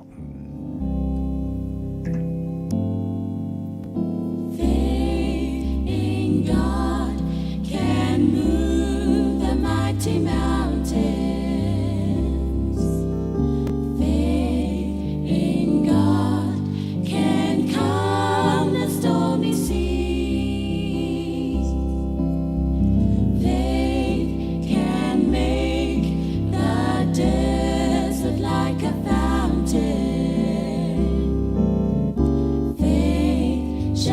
Bring